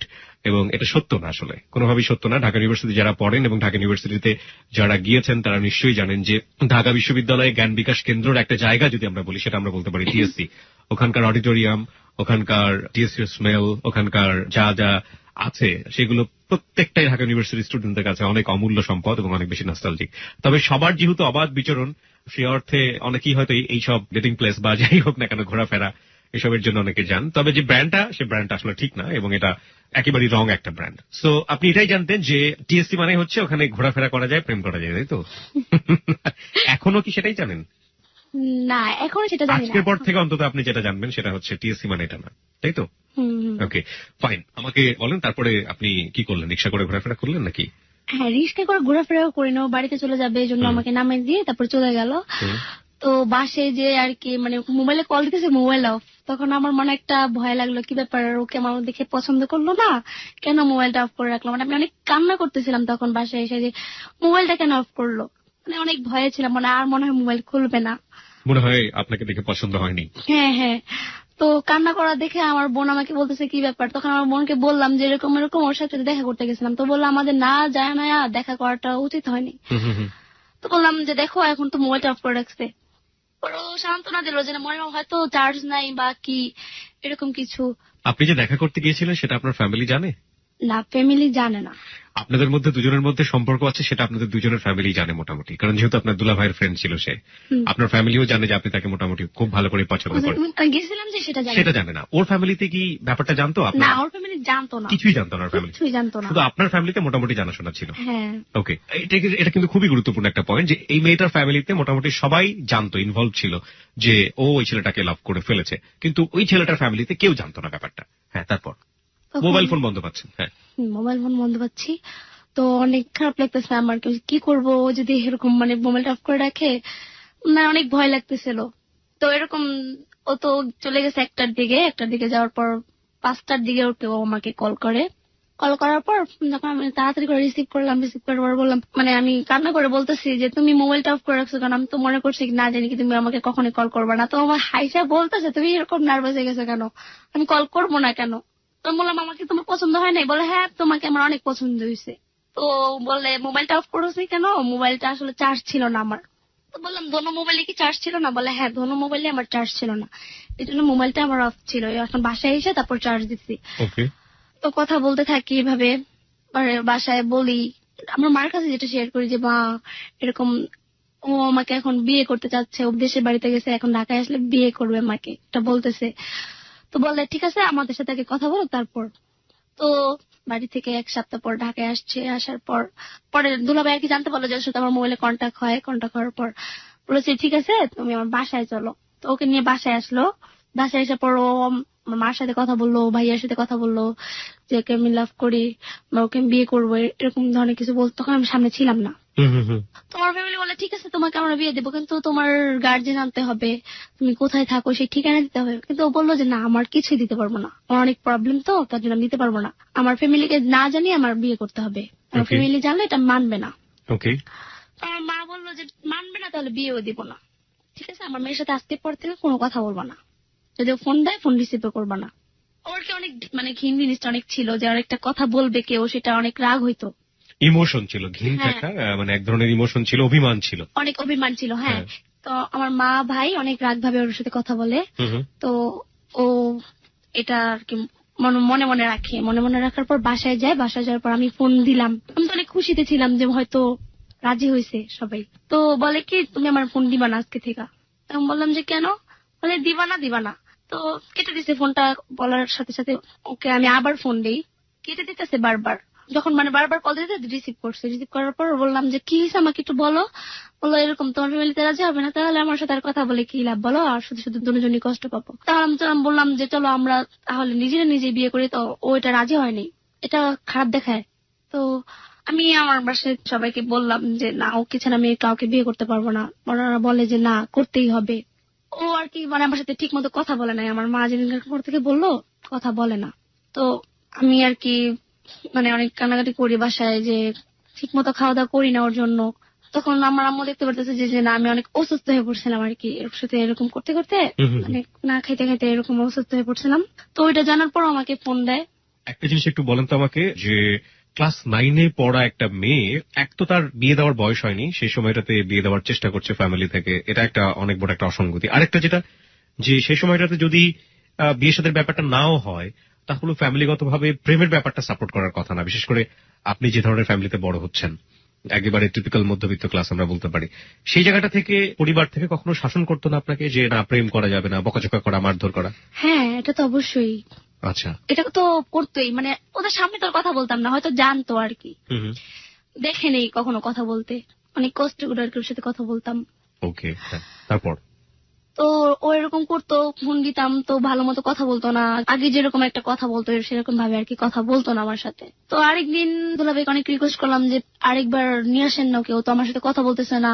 মানে দুলাভাইয়ের সাথে অনেক ভালো একটা বন্ধুত্ব ছিল। তো আমার দুলাভাই বললো যে ওকে অনেক রিকোয়েস্ট করছিল তোমার দেশের বাড়িতে আমি যাই, দরকার তোমার মা বাবাকে আমি জানাবো না, দূরের থেকে তোমার বাড়িটা আমি দেখে আসবো, তো আমার শালীকে তুমি যদি ফেলে থেকে যাও তাহলে তোমাকে পাবো কোথায়, তোমার বাসার ঠিকানাটা তো দরকার আমাদের, আর কিছু দরকার নেই। মানে আপনার দুলাভাই যেটা বলছিল যে ঠিক আছে তোমার ফ্যামিলিকে জানাতে চাও না সেটা তো আলাদা ব্যাপার, কিন্তু বিয়ের সাথে যদি হয় তাহলে অন্তত তোমার বাসার ঠিকানাটা আমরা জেনে রাখি, কারণ আমার শালীকে যদি তুমি ফেলাই দিয়ে যাও তাহলে তোমার বাসায় গিয়ে যেন তোমাকে ধরতে পারি, তাই তো? হ্যাঁ। ও বলে না বাসার ঠিকানাই দেওয়া যাবে না। তো আমার দুলাভাই আমাকে যেটা এসে বোঝায় মনে ওর বাসায় মনে হয় কোনো প্রবলেম আছে, হয়তো ওর কোনো বউটও আছে। তো আমি এটা বিশ্বাস করলাম না যে 21-22 বছরের ছেলে, ওর আগে কিভাবে বউ থাকবে। আর ও তো দেশের বাড়িতে যাও আমার সাথে রাতটায় কথা বলে, কিন্তু বউ থাকলে তো কথা বলতে পারতো না আমার সাথে। আমি এটা বিশ্বাস করি না, কোনো প্রবলেম আছে হয়তো, ওই জন্য হয়তো দিচ্ছে না, হয়তো ভয় পাচ্ছে, বাবা মাকে জানাতে চাচ্ছে না, হয়তো মনে করছে আমরা জানাই ফেলবো, এই জন্য আর কি দিচ্ছে না। তো আমার সাথে কথা বলতেছে না কোনো মতো, 2-3 দিন ধরে কথা বলে না। তো কথা না বলার পর আমি অনেক নার্ভাস হয়ে যাই ওর প্রতি, যে আমি এখন কি করব, ওকে ছাড়া এখন আরেক জায়গায় আমার বিয়ে ঠিক করতেছে। তো আমি বললাম যে না আমি সেখানে বিয়ে করবো না। ছেলে অলরেডি আমাকে এসে দেখে যায়, দেখে যাওয়ার পর পছন্দও করে, কিন্তু আমি রাজি হচ্ছিলাম না। তো ওকে জিনিসটা আমি জানাই, কিন্তু ও কোনো গুরুত্ব দেয় না। ফোন দিতেছি, আমি বলতেছি দেখো তুমি যদি ফোন না দাও তাহলে কিন্তু আমি একটা কিছু করে ফেলবো। মানে এত জেদ উঠছিল তখন আমি মানে রাগের মাথায় মেসেজ লিখছি, মেসেজ লেখার পরও ফোন ধরতেছে না। তো আসলে মেসেজটা পড়ে নেই যে আমি কিছু একটা করে ফেলবো, এটা করলে হয়তো বলছে আর কি পরে যেটা। তো আমার ঘরে অনেক ধরনের ট্যাবলেট ছিল। অনেক ধরনের ট্যাবলেট? হ্যাঁ, আসলে অনেক কিছু ট্যাবলেট ছিল সেখানে, তো আমি সবগুলা নিয়ে খাই, খালি পেটেই খাই। কোন ধরনের কিসের ট্যাবলেট, কোথাকার ট্যাবলেট, কোনো কিছুই ছিল না, আপনি সবগুলো একবারে খেয়ে ফেললেন? হ্যাঁ সবগুলো। এগুলো কিসের ট্যাবলেট ছিল আপনার জানা ছিল? হ্যাঁ মানে ওষুধের বাসাতে অনেক ধরনের ট্যাবলেট, মাথা ব্যথার ট্যাবলেট আছে, জ্বরের ট্যাবলেট ছিল, প্রায় 40টা ট্যাবলেট হবে খাইছি আমি। 40টা ট্যাবলেট আপনি খেয়ে ফেললেন? কিসের জন্য? ওই যে ও ফোন ধরতেছে না, আবার বলে আরেক জায়গায় বিয়ে ঠিক করছে। ওর বিয়ে ঠিক হয়েছে নাকি আপনার বিয়ে ঠিক হয়েছে? আমার মানে বিয়ে ঠিক বলতে ঠিক করতেছে। তো খালি পেটে খাইছি, তো বুকে অনেক জ্বালা পোড়া করতেছিল, আমি অনেকক্ষণ চুপচাপ ছিলাম, চুপচাপ তখন যখন সহ্য করতে অনেক চিলেছে, তখন রাত 12টা বাজে। চিনার পর আমার আম্মু বলতেছে কি ব্যাপার, মানে আমার আম্মু অনেক ভয় পেয়ে গেছে, আমার আম্মু এমনি আমাকে অনেক কাজ করতো, তো দেখা সে কাঁদতেছে মানে অনেক জোরে জোরে। তখন আমার পাশের ঘরে যে বাড়িটা ছিল যে বললো তুমি কিছু খাইছো, আমি বলতেছি না না কিছু খাইনি। তখন আমার আম্মু ট্যাবলেটের খোসাগুলো যেগুলো নিচে পড়ানো দেখছে, তো দেখার সাথে সাথে আমার ভাইয়া আবার আরেক আমার বোনের দেশের বাড়িতে চলে গেছিল, আমার বোনের বাসায় ঘুমাইছে, তো ভাইকে ডাইকা নিয়ে আসছে যে ওর এরকম ওজন কি খাইছে। খাওয়ার পর 12টা বাজে ওখান থেকে আমাকে ঢাকা মেডিকেল নিয়ে যায়। ও ওইদিকে আমাকে কল করতে থাকে, মানে মেসেজটা পড়ার পর কল করতে থাকে আমাকে, আমি তো মোবাইলটা ঘরে থেকে যাই। সেখানে আমাকে ঢাকা মেডিকেল ভর্তি করার পর আমার অনেক সিরিয়াস অবস্থা হয়েছিল, মানে মুখ অন্যরকম, মানে চোখ টুক নাকি উল্টে গেছে, তখন আমার সেন্স ছিল না, আমি জাস্ট চিল্লাইতেছি যে মানে আমার অনেক কষ্ট হইতেছে। প্ল্যান কি ছিল, মরে যাবেন? হ্যাঁ। ওকে। পুলিশ ওরা বলতেছে কেন খাইছে বা কি, আমার আম্মু তো জানে কেন খাইছে, মানে হয়তো এই কারণে খাইছে। তখন আমার আম্মু বলছে কি, মানে ওখানে আমার বলতেছে যে জিজ্ঞেস করলে তোমার বলবা আমার মার সাথে আমি রাগ করে খাইছি, অন্য কোনো কথা কোন বলবা না, তাহলে কিন্তু একটা খারাপ দেখা যাবে এখানে। পুলিশ আসতেছিল তাই তো? পুলিশ তো আমাকে ওয়াশ যেখানে করে সেখানে ওয়াশরুমে ঢুকায়, আমার আম্মু ঢুকে ওয়াশ করে। সেদিন ওয়াশ করার পর আর কি, কিভাবে ওয়াশ করে, কেমন লাগলো, ফিলিংসটা কেমন ছিল একটু বলেন, কারণ যারা এরকম চিন্তা ভাবনা করে তারা একটু জেনে রাখুক, এবং সেটা তারা কখনো চিন্তা করবে না। এতই কষ্ট ছিল, এতই কষ্ট যে আমার লাইফে আমি এরকম মানে কষ্ট কোনোদিন। কি করেছিল আপনাকে, পাইপ দিয়েছিল? হ্যাঁ 2 হাত ভাজছে, তারপরে 2 পাও ভাজছে, তারপর আমি পাইপ তো সহজে ঢুকাইতে চাই না, মানে এমন মোটা পাইপ গলার ভিতরে, মানে এভাবে মুখ চেপে ধরে ঢুকাই দেয় তাই, ঠিক আছে? মানে এত কষ্ট হয়েছে, মানে আমার দম তো আটকে আসতেছে যখন পাইপ দিয়ে পানি দেয় এগুলা বের করে, মানে বাগানে পানি দিয়ে এক ধরনের পাইপ দেখেছেন? হ্যাঁ অনেক মোটা পাইপ, ওইটাই মোটা পাইপ। হ্যাঁ হ্যাঁ অনেক মোটা পাইপ ছিল। তার কত নোংরা কার্পেটের মধ্যে ঢুকিয়ে চাললাম বুঝছেন। যাই হোক, যারা এইসব চিন্তা ভাবনা করেন তারা কিন্তু এগুলো একটু চিন্তা ভাবনা করে দেখবেন। হ্যাঁ, পাইপটা কিন্তু গলার ভিতর দিয়ে যাবে। যাই হোক, তারপর তো মানে অনেক কষ্ট হয়েছে, মানে হাত তো বাঁধা, মানে লড়তে পারতেছি না, চড়তে পারতেছি না, দেখতে কান্না করতেছে, আমার এদিক দিয়ে কষ্ট লাগতেছে, মানে আইটলে মরে গেতাম এরকম লাগতেছে আমার কাছে। তো আম্মু আর কি সিনটা দেখতে পারতেছে না, আমার আম্মু ঘুইরা কাঁদতেছে যে তাড়াতাড়ি করেন, ও মনে আর বাঁচবে না, এরকম করতেছে কেন। তো ওয়াশ করছে, ওয়াশ করার পর আর কি 1 ঘন্টার মতো সেন্স ছিল না। পরের দিন দেখে যে সুস্থ হয়েছি, তো সুস্থ হওয়ার পর পরের দিন আর কি ছেড়ে দেয় পরে বাসায় আসি। বাসায় আসার পর দেখি ও কল দিছে, কল দেওয়ার পর রিসিভ করলাম, রিসিভ করার পর বললো তুমি কিছু করছিলাম, বললাম যে না আমি কিছু করিনি। ও আর কি জানে না কথাটা, আমি যে এত কিছু হয়ে গেছে আমার, বললো কি আমার সাথে দেখা করো। মা তখন ছিল না বাসায়, ঠিক আছে, বোনের বাসায় ছিল, ভাবি আমার সাথে ছিল, ভাবিকে বললাম যে দেখা করতে যাই আমি, বলে আচ্ছা ঠিক আছে যাও, তাড়াতাড়ি এসে পড়ো, আম্মু আসার আগে যেমন এসে পড়ো, তাহলে কিন্তু আমাকে বকবে। তো দেখা, ও আবার হায়দ্রাবাদ আসলো, আসার পর দেখা করতে গেলাম। তো ও আর কি আমাকে একটা রেস্টুরেন্টে নিয়ে গেল, সেখানে আর কি বার্গার খাইতে দিছিল, আর কি বলছে কোনো কঠিন জিনিস খাইতেই না, মানে কলা দিয়ে পাইপ ঢুকেছে, আমি কিছুই খাইতে পারতাম না। তো আমাকে খাওয়াই দিতেছে, আমি খাইতেছি না, বলে কেন কি প্রবলেম, আর বারবার দেখতেছে যে গলা এখান দিয়ে লাল ছিল, ছিল তো বলে কি হয়েছে, মানে আমি কিছু বুঝছি না, তোমাকে অসুস্থ লাগতেছে। তো বলে কি সত্যি করে বলো তো আমার কাছে, মিথ্যা কথা বলবো না, আমি কিচ্ছু বলবো না। তখন আমি বললাম আর কি সব কথাটা। তো বলার পর আমাকে একটা থাপ্পড় মারছে, যে ও বললো যে তুমি এখনই এই ধরনের কাজ করতে চাও, তাহলে তুমি তোমার বিয়ে করলে তো তখন তুমি, আমি তো তোমার কিছু বলতেই পারবো না, তখন তো এরকম করবা। আমি বললাম যে না, তখন কি এরকম করবো, হয়তো তখন তোমাকে পাবো, তখন তো আর এই কাজটা ভুলেও করতে চাবো না, হয়তো তোমাকে পাবো না বলে এই কাজটা করতে চাইছি। আমাকে বুঝাইলো দেখো এই ধরনের কাজ কোনোদিনও করো না, এগুলো ঠিক না। তারপরে আমাকে বললো যে ঠিক আছে বাসায় চলে যাও, এখন আর যেহেতু অসুস্থ তোমার থাকতে হবে না আমার সাথে। অসুস্থ? হ্যাঁ হ্যাঁ, ও বাসা পর্যন্ত আমাকে দিয়ে আসলো। মানে তখন মানে কথা বলতে পারি না ভালো মতো, মানে ফ্যামিলির কারণে, ফ্যামিলি অনেক বকে। তখন আমি বললাম যে ও আমাকে একটা মোবাইল দেয় চুরি করে। হ্যাঁ, তো মোবাইল। আপনি এর আগে কার মোবাইল থেকে কথা বলতেন? আমার মার মোবাইল দিয়ে কথা বলতাম। মার মোবাইল থেকে? মার মোবাইলটা কি বাসায় থাকতো নাকি মা নিয়ে যেত? না, বাসায় থাকতো, নিয়ে যেত না। উনি কি করতেন? কিছু করতো না। ওকে, হ্যাঁ। তো আপনাদের সংসার চলতো কিভাবে, টাকা পয়সা কে দিত? আমার বাবা যেমন ছিল সে পর্যন্ত আমাকে আমারটা দিত আর কি, আমার মারটা আমার ভাইয়া দিত। আপনার খরচটা আপনার বাবা দিতেন, আর মার খরচটা আপনার বড় ভাই চালাতেন, তাই তো? হ্যাঁ, তারপর? মোবাইল কিনে দিল আপনাকে? হ্যাঁ, মোবাইল কিনে দিল। মোবাইল কিনে দেওয়ার পর আর কি আমার বাসায় এসে আর কি মোবাইলটা দিয়ে যায়। বাসায় এসে? হ্যাঁ, বাসায় এসে বলতে বাসার সামনে আসে। তো বললাম আমি তো আজকে বের হতে পারবো না, তো আমার বাসার সামনে এসে মোবাইল দিয়ে যাও। আমার বাসাটা তো চিনতো। তো বাসার সামনে এসে 1 মিনিট দাঁড়ানে মোবাইলটা দিয়ে তারপর চলে গেছে। ওকে। মোবাইলের সিম টিম সব ও দিয়ে গেছে আর কি। ওই মোবাইল দিয়ে কথা বলি যখন বাসার সবাই ঘুমিয়ে যায়, ধর 12টার পর সবাই ঘুমিয়ে যায়, তখন 1টা বা 1:30টার পর কথা বলি ওর সাথে। রাত্রে ছাড়া আর কথা বলতে পারতাম না। ওকে। তো একদিন শুনি আমার বাবা মারা গেছে। তো সেখানে গেলাম। ও বললো যে ঠিক আছে যাও। আমি বললাম যে কার সাথে যাব? এখন আমার ভাইয়া ওরা যেতে যাচ্ছে না। ওকে। মানে ভাইয়া যেতে যাচ্ছে না বলতে ভাইয়া বলছে আমি একটু পরে যাব। আমি তো সবার ছোট, তো আমি আমার বাবাকে আমার অনেক ভালোবাসতাম, তো আমি আর সহ্য করতে পারতেছিলাম। আমি বললাম এক্ষুনি যাবো, তো আমার মাও যেতে পারতেছে না। তো আমার কাছে টাকা ছিল না, কিভাবে যাব? এখন আমার বোনের কাছে টাকা ছিল না, আমার দুলাভাই আবার দেশের বাড়িতে গেছিল। তো ওরে বললাম যে দেখো আমি তো যাব, আমার কাছে টাকা নেই। তো আমাকে আইসা 3000 টাকা দিয়ে গেল। ওকে। তখন মানে আমার বোনেরা আমার গাড়িতে উঠাই দিছে, যে বলছে ঠিক আছে আপনারা যান। কোথায় যাচ্ছেন? ওই রাজশাহীতে। আমার বাবা মারা গেছে তো ওই জন্য। ও মাই গড, বাবা কিভাবে মারা গেলেন? বাবা হঠাৎ করে মারা গেল, ভালোই ছিল। এখন বলতেছে আর কি ওখানে কিভাবে মারা গেছে এটা তো জানি না, এমনি হয়তো মারা গেছে। এখন আমরা যতটুকু সন্দেহ করি যে আমার সৎ মা হয়তো মেরে ফেলছে, এরকম একটা কিছু। মা মেরে ফেলেছে, আপনারা সন্দেহ করেন আপনাদের জায়গা থেকে। ঠিক আছে, সন্দেহ ব্যাপারটা আসলে প্রুফ ছাড়া আমরা নাই পাই গেলাম ওদিকে। হ্যাঁ, তারপর? তো ওইখান থেকে আমরা সব ভাই বোন যাই। যাওয়ার পর তারপরে লাস্ট দেখি ওরা বলছিলাম যেতে, ও বলে যে না আমাকে কি পরিচয় দিবা? যার পর অনেকে জিজ্ঞেস করবো এটা কি, আর তোমার ভাই তো জানতে এটা তো তোমার অনেক বকবে। তো আমি মোবাইলটা নিয়ে যাই, এটা আমার ভুল হয়। মোবাইলটা নিয়ে যাওয়ার পর আমার ভাইয়া দেখে ফেলে যে মোবাইল কার। তো বললাম কি মোবাইলটা আমার ওই যে আমার মামাতো ভাই ছিল, যে ওই মহিলার আর কি ভাইয়ের ছেলে। বললাম ওর। বললো কি যে না ওর মোবাইল না। আচ্ছা, বললো যে ঠিক আছে ওর মোবাইল না, প্রমাণ হবে এটা কার মোবাইল। তো ওখানে যেহেতু অনেক মানুষজন ছিল, কিছু বলে নাই, মনেটা মনে রাখছে আর কি। তো ওর ভাইয়াকে আর কি আলাদা জিজ্ঞেস করছে মোবাইলটা কি ওরে কি কোনো মোবাইল দিছো? তো বললো না তো আমি ওর কোনো মোবাইল দিইনি, তো কথা বলার জন্য। তখন ও আর কিছু বললো না। বাসায় আসলো, বাসায় আসার পর দুলাভাইকে বলে দিল যে আপনার ফ্রেন্ড ওর মোবাইল দিছে। তো দুলাভাই আর কি আমার প্রতি একটু রাগ ছিল, যে আমাকে বললো যে কিভাবে ওর মোবাইল নিছো কেন, অনেক বকছে আর কি। মোবাইলটা খুঁজছে, মোবাইলটা ভেঙে ফেলবে, এরকম একটা কিছু, ওর সাথে সম্পর্ক রাখতে দিবে না। তো এর মধ্যে আবার বলতেছে যে তুই দেখা করো দেখা করো। তো আমি দেখা করতে গেলাম। সেদিন না বলেই দেখা করতে গেছি, সকাল 12টা বাজে বের হইছি। ওর সাথে দেখা করতে গেলাম। এদিকে আমার মোবাইলের নাম্বার ওরা জানে না, জানতো একমাত্র আমার ভাবি। সেদিন আমার ভাই আমার ভাবিকে আর কি কসম কাটে বলছে যে ওর কোনো নাম্বার আছে কিনা। তো নাম্বারটা উনি দিতে বাধ্য হয়েছে, যে নাম্বারটা হ্যাঁ আছে। তো ফোন দিয়ে বললো যে কোথায়? তো বললো আমি এক বান্ধবীর বাসায় গেছি। বলে কোন বান্ধবীর বাসায় গেছে? এখন যে বান্ধবীর কথাই বলবো, বাসায় যে খোঁজ করবে যে আসলে বান্ধবীর বাসায় গেছে কিনা। এখন আমি তো আছি ওর সাথে।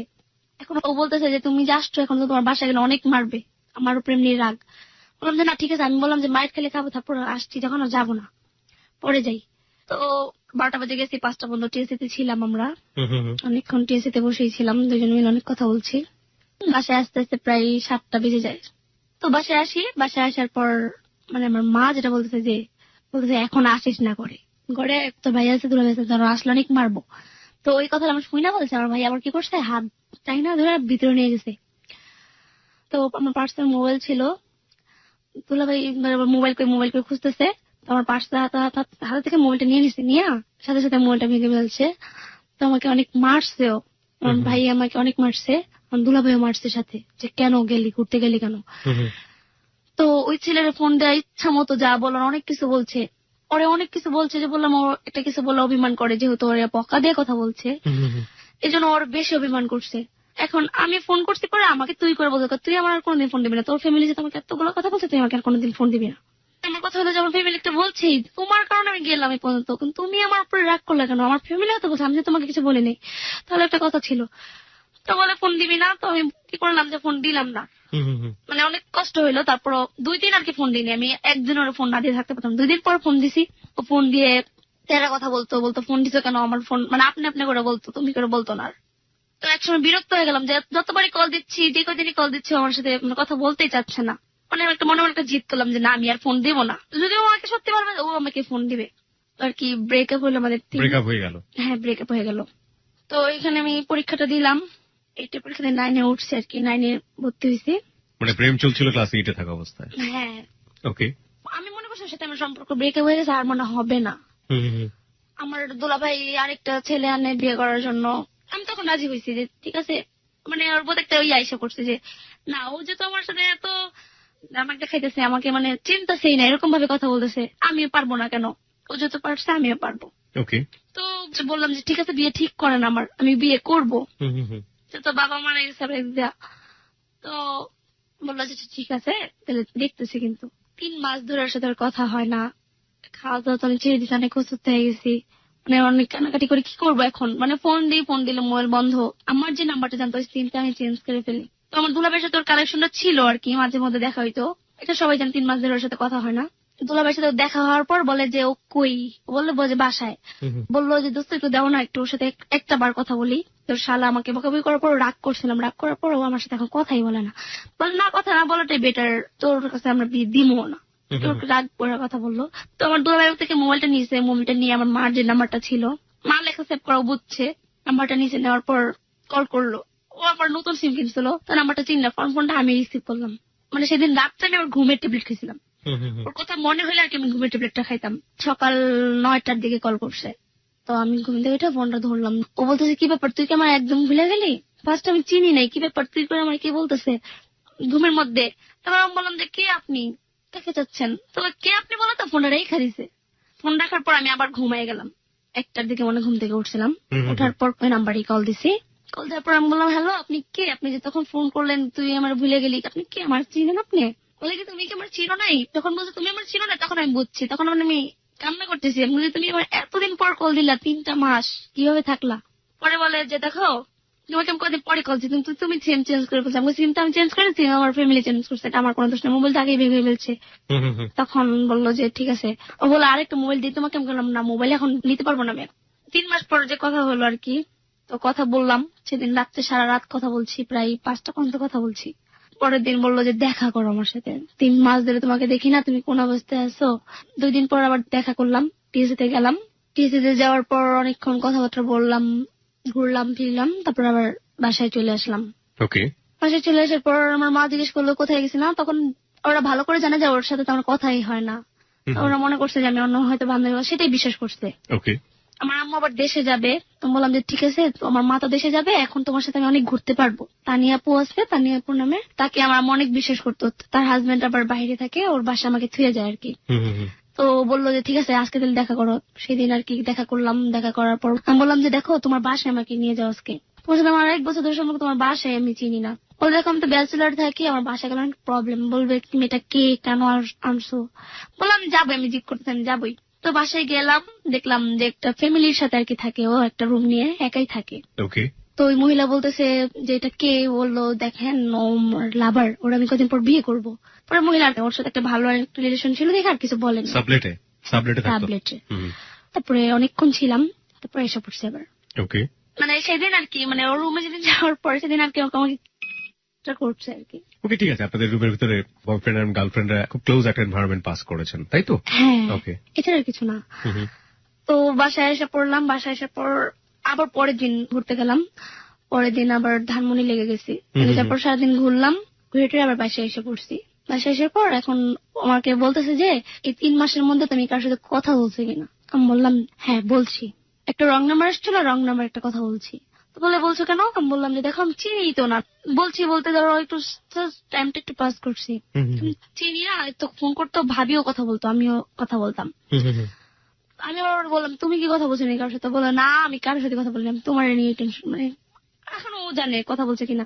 আমি সত্য কথা বলে দিছি যে হ্যাঁ আমি একটা জনের সাথে কথা বলছি, আমি চিনি না, দেখাও করিনি কোনোদিন। পরের দিন যেটা দেখা করতে গেলাম আর কি, সেখানে যাওয়ার পর আমাকে বলতেছে যে তোমার মা তো দেশে গেছে না? আমি বললাম হ্যাঁ। বলে তাহলে চলো আজকে আমরা বিয়ে করে ফেলবি। মানে আমি ফার্স্ট টাইম ধাম করে, হ্যাঁ ধাম করে, কোনো কথা নেই বার্তা নেই, আমাকে আগে বলেও নাই, কোনো ডিসিশন কিছুই নেই। তো বললাম যে বিয়ে করে ফেলবা, মানে ফাইজলামি করতেছে। আমি বললাম যে ফাইজলামি করো তো ওর জীবন এইভাবে একলা বিয়ে করবো না, তুমি যে ভিতর টাইপের বাবা মারে যে ভয় পাও, বিয়ে করবাই না তুমি, আমার বিশ্বাস করি না তোমারে। বলে তুমি বিশ্বাস করো আমি তোমাকে যদি করে দেখাই? মানে আমার বিশ্বাস হচ্ছিল না। আমি বললাম যে ঠিক আছে তাহলে করে দেখাও। তো আমিও রাজি ছিলাম, পারবো, এটা আমার পাওয়ার কথা। তোমাকে শর্ত দিল বললো যে আমাকে বিয়ে করবা, ঠিক আছে, বিয়ে করার পর তোমার মা বাবার সাথে কারোর সাথে কোনো কন্ট্যাক্ট করতে পারবে না, জাস্ট জানাই দিবা তুমি আমাকে বিয়ে করছো, এছাড়া কোনো কন্ট্যাক্ট করতে পারবে না। আর যে পর্যন্ত আমার দেশের ঠিকানা বলবো না, মানে জানতে চাইবা না কোনোদিন যে আমার দেশ কোথায়, আমি তোমার মা বাবার সাথে কথা বলে এটা কোনোদিন পারবা না, মানে আমার যে পর্যন্ত আমি না বলবো। আমার তখন সেন্স ছিল না, যে যেটা বলছে আমি সেটাই মেনে নিচ্ছি। আমি বললাম যে ঠিক আছে, হ্যাঁ। বলে কোথায় থাকি এটাও বলতে পারবো না তোমার মা বাবারে। বললাম যে ঠিক আছে। তখন ওর বাসায় গেলাম। প্রেম মানুষকে কতটা অন্ধ করে দিতে পারে এবং ইমোশনালি প্রেমের স্টেজটা কত বড়, জাস্ট ফিল ইট। এবং বয়সটা এখানে কত বড় একটা ফ্যাক্ট হতে পারে। আপনাকে 2-3টা জিনিস বলেছে। একটা হচ্ছে বিয়ে করার পর আপনার ছেলেটার সাথে থাকতে হবে, তাই তো? হ্যাঁ। ওকে, 1। 2 নাম্বার হচ্ছে বাবা মার সাথে শুধু কথা বলতে পারবেন, কিন্তু কোথায় আছেন সেটা জানাতে পারবেন না। 2। 3 নাম্বার হচ্ছে ছেলেটার বাড়ি কোথায়, ছেলেটা কোথা থেকে এসেছে, ছেলেটার বাবা মাকে কোন রকম কোনো কন্ট্যাক্ট করতে পারবেন না যতক্ষণ পর্যন্ত ছেলেটা না জানাবে, তাই? হ্যাঁ। 3টাই হচ্ছে মহা বড় ভুল সিদ্ধান্ত এবং সেটাতে সে রাজি হয়েছে just because of she loves him. Okay, তারপর? তো ওর বাসায় নিয়ে গেল। বাসায় নেওয়ার পর একা তোর বিয়ে হবে না, তোর বাসার ফ্যামিলির বললো। তখন রাত্রে আর কাজী বললো যে না, আজকে বিয়ে হবে না, কালকে সকালে।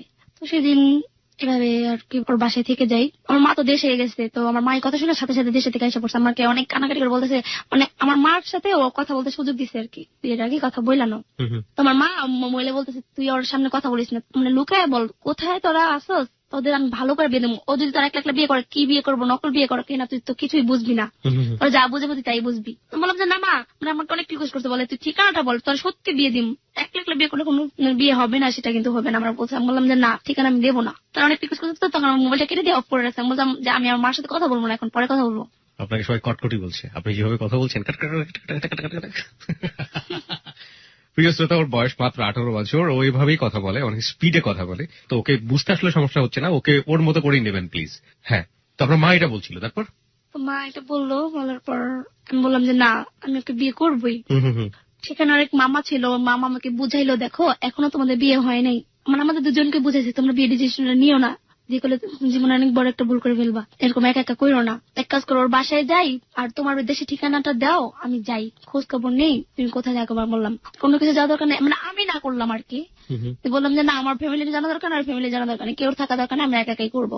তখন তারা, যেহেতু আমরা রাজি ছিলাম, তারা আর কি বলবে, মেনে নিল। সেদিন তো বিয়ে হলো না, পরের দিন কি বিয়ে হলো। আপনার বয়স তখন কত? তখন 17। 17 বছর বয়স আপনার। আপনি ক্লাস 9-এ পড়েন। নো, 17 বছর বয়স আপনার না, খুব বেশি হলে 15 থেকে 16, মানে 17 না, 16.5 বা 16.5 বা 16 এরকম বয়স হবে। তাহলে আপনার বিয়ের বয়স হয়নি। ছেলেটার ঠিক আছে, ছেলেটার বিয়ের বয়স হয়েছে। কাজী এই অবস্থায় রাজি হলো বিয়ে করতে। রাজি হয়েছে। কিভাবে বিয়ে করলেন আমাকে একটু বলুন। মানে সেদিন তো বিয়ে হইলো না, সেদিন ওর বাসা থেকে গেলাম। পরের দিন সকালবেলা আমাদের কাজে পেশে নিয়ে গেল, যে ওর মামাটা, আমাদের বাসার ভাইটা আরো কয়েকজন ছিল, ওরা কাজে পেশে নিয়ে গেল। মানে ও আমাকে যেটা শিখাই দিল, বলবা এটা তোমার গার্জেন, এটা আমার গার্জেন, এভাবে বললো আর কি। তো কাজী ফার্স্টে বললো যে তোমার কিছুই নাই, জন্ম নিবন্ধন নাই, তুমি কিভাবে তোমাদের বিয়ে দিব না। তখন আর কি টাকা দিল কাজীকে, যেটা দেখলাম অনেক টাকাই দেওয়া হয়েছে। টাকা দেওয়ার পর কাজী রাজি হয়েছে, পরে বললো যেটা আপনাদের কোর্ট ম্যারেজ করি। আমাদের কোর্ট ম্যারেজ করলো। বাসায় এসে পড়লাম, বিয়ে হয়ে গেল। বিয়ে হওয়ার পর কোর্ট ম্যারেজ তো কাজী করতে পারবে বলে আমার জানা নেই। কোর্ট ম্যারেজ কি কাজী করেন? আপনাদের বিয়েটা কোথায় হয়েছে, কোর্টে হয়েছে নাকি কাজী অফিসে হয়েছে? কাজী অফিসে হয়েছে। কাজী অফিসে হয়েছে, কাজী অফিসে হলে কোর্ট ম্যারেজ তো হয় না। যাই হোক, হ্যাঁ, তারপর? আমাকে এটা বলছে আর কি। কাবিন আছে আপনার কাছে এই মুহূর্তে, বিয়ের কাবিন? ওকে, প্রিয় শ্রোতা, আমরা কাবিনটি চেক করছি। তারপর?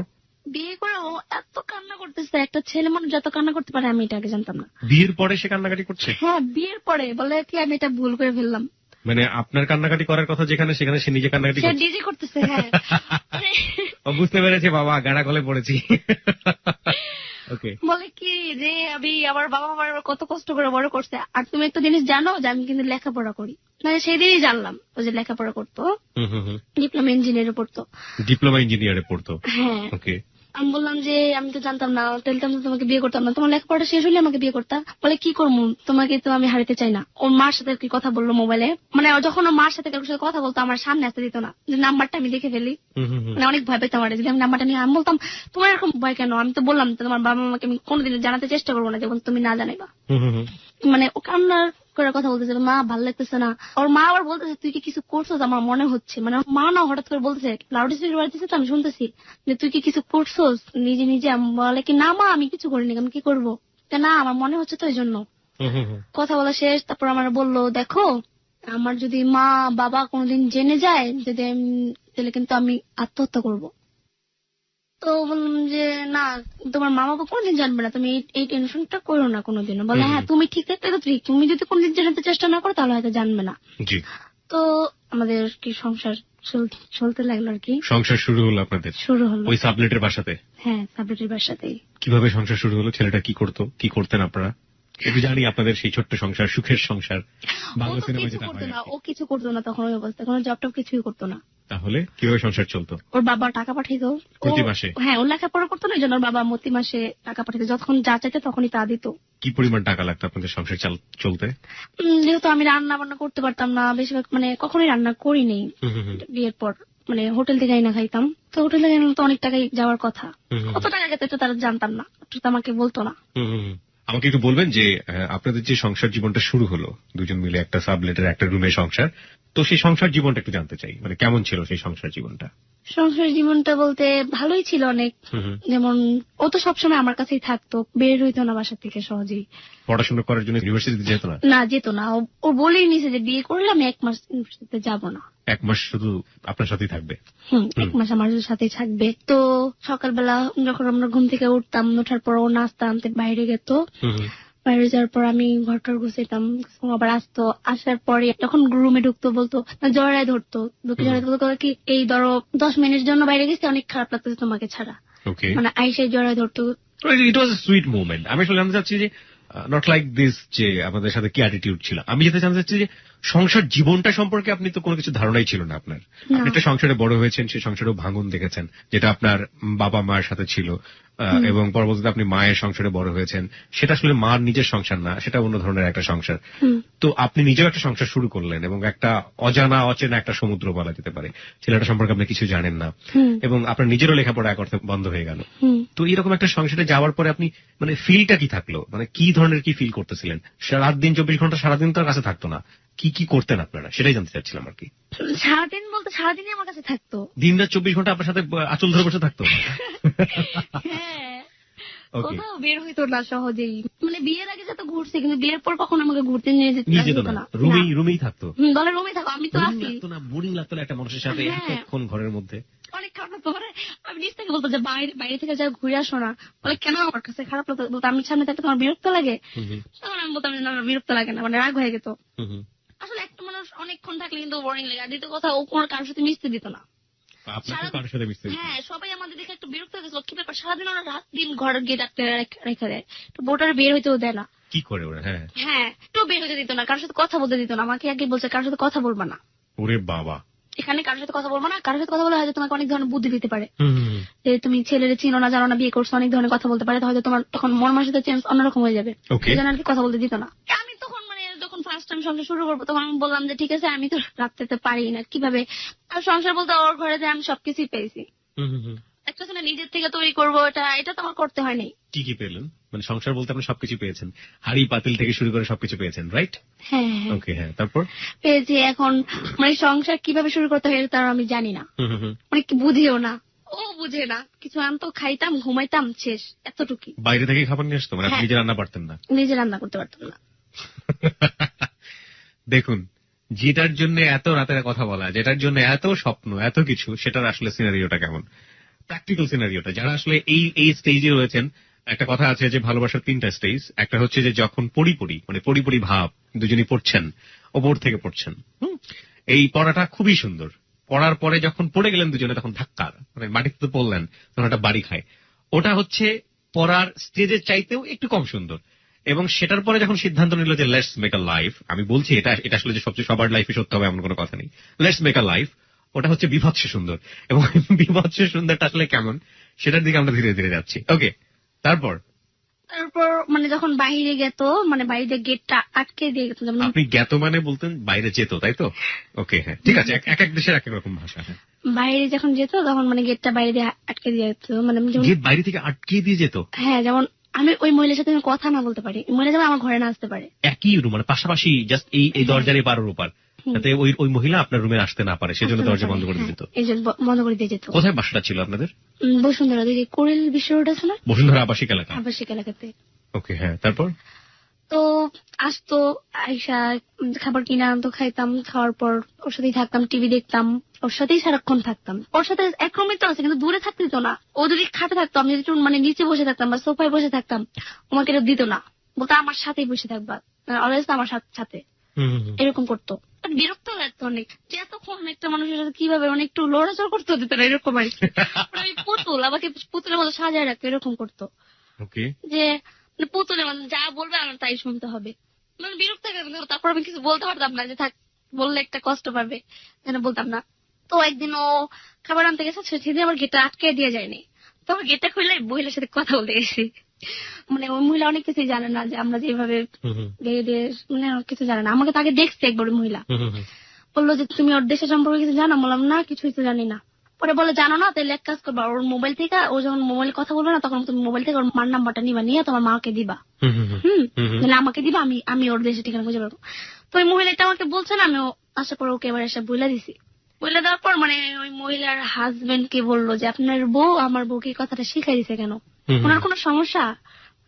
তখন আর কি না করে দিছে, এরকম ছেড়ে দিল আর কি, মানে সাবলেটটা ছেড়ে দিল। ওই যে ওর যে একটা মামা ছিল, সে আমার উকিল বাদ দিছিল আর কি, উকিল দিছিল। তো ওনার সাথে আর কি আমার রুম নিয়ে দিল। ওনার ওয়াইফ ছিল, 2টা বাচ্চা ছিল, তো ওনার সাথে রুম নিয়ে দিল। তো রুম ছাড়া দিন ও আবার দেশে চলে গেছে। দেশে যাওয়ার পর বললো কি আমার মা আমার অনেক অসুস্থ, আমার যেতে হবে। বললাম যে ঠিক আছে, এখন রুম ছাড়বো, এখন আমি তো একা তো পারবো না, তখন আমি একাই আমার আর কি সামলাতে হলো। আমার উকিল মামা যে ছিল, সে আমাকে আর কি হেল্প করছে অনেক। আমি বাসায় গেলাম, যাওয়ার পর এখন ও আমাকে ফোন করে বলতেছে, মানে ধরো আমি সারা জীবনে যদি না আসে তাহলে তুমি কি করবা? এই কথা বলার পর মানে শোনার পরে আমি কান্না করতে, আমি কি বলো, তোমার না, তোমার তো আমি পাবো না, যেহেতু তুমি কত কিছুই চিনি না। পরে বলে কি, কান্না করো না, আমি এসে পড়বো, এরকম কোনো চিন্তা তুমি নিও না। আমি মানে চিন্তা ছিলাম কখন আসবে। পর দেখলাম সেদিন রাত্রে এসে পড়ছে, আমাকে ঘরে একা কিভাবে ঘুমাবো। তো আমার মার সাথে আর কি বিয়ের 15 দিন পর আর কি কথা হয়, আর কি কথা বলতে দেয় অনেক, দেখে মার জন্য একটু কান্নাকাটি করলে অনেক কথা বলতে দেয়। তখন আমার মার সাথে কথা বলার পর বললাম যে তাহলে আমার মার বাসাতে একটু ঘুরে আসি। ও বললো যে ঘুরে আসবা, ঠিক আছে, কিছু বলবা না, আমরা কোথায় থাকি বা কোন জায়গায় থাকি কিছুই বলবা না। আমাকে আর কি কসম কাটায় বললো যে ঠিক আছে এখন যাও, আমিও দেশে যাই, তুমিও ঘুরে আসো। তো আমি গেলাম আমার মার বাড়িতে, ও দেশে গেল। দেশে যাওয়ার পর আমাকে একটা ফোন দিছিল, ফোন দেওয়ার পর মোবাইলটা আর কি আমি দেখি নাই। এতটা আমাকে এত ভালোবাসা, অথচ সন্দেহ আমার করে। বলে মোবাইল থেকে তুমি কোথায় গেছিল? নিশ্চয়ই কোনো ছেলের সাথে দেখা করতে গেছো, এই জন্য তুমি বাড়িতে গেছো। এটা বলার পর আমার মেজাজ খারাপ হয়ে গেছে, কি ব্যাপার, আমি এতদিন পর মার পাশে আসলাম, বলে ছেলের সাথে দেখা করতে আসছি। একটু পজ দিয়ে, অনেকের বুঝতে একটু সমস্যা হচ্ছে, যে মানে আপনাকে যে মোবাইলটা দিয়েছিল, সেই মোবাইলটাতে ফোন এসেছিল আপনি যখন বাড়িতে থাকেন, তো মোবাইলটা ধরতে দেরি হয়েছিল বলে সে আপনাকে সন্দেহ করছে যে সেলফোনটা রেখে তুমি অন্য কোনো ছেলের সাথে কথা বলতে গিয়েছিলে, তাই তো? প্রিয় শ্রোতা, খুবই গুরুত্বপূর্ণ পয়েন্ট। এই সন্দেহটাও অনেক সময় ভালোবাসা জিনিসটাকে অনেক বেশি পরিমাণে কনজারভেটিভ করে তুলতে পারে। দেখুন, ওই মেয়েটার সাথে কিন্তু 3 মাস যাবত তার সম্পর্ক ছিল না। একটা পর্যায়ে সেই ছেলেটাই চায়নি, কারণ সেই ছেলেটাকে প্রচুর রাগারাগি করা হয়েছিল, সাইফুলকে, এই মুক্তার পরিবার থেকে। 3 মাস পরে যখন বিয়েটা ঠিক হয়ে যাচ্ছে এবং যখন সে জানতে পেরেছে মুক্তার কাছ থেকে যে মিস কলে এসে একটা নাম্বারের সাথে কথা বলতো বা কিছু একটা, তখন এই ছেলেটার মনে হয়েছে ভালোবাসা থাকুক আর না থাকুক, আমার হাত থেকে সে চলে যাচ্ছে। এবং যে কারণেই ছেলেটা এত বড় কি সমস্যা আমরা জানি না, যে পরিবারের সাথে যোগাযোগ করা সম্ভব নয়, পরিবারের সাথে কোনোভাবেই যোগাযোগ করিয়ে দেওয়া যাবে না, এটা শর্ত রেখেও, এই ঝামেলাটা রেখেও এত বড় রিস্কটা সে নিয়েছে, এবং সে একটা পয়সা রোজগার করে না, এবং একটা মেয়েকে সে বিয়ে করে বসে আছে।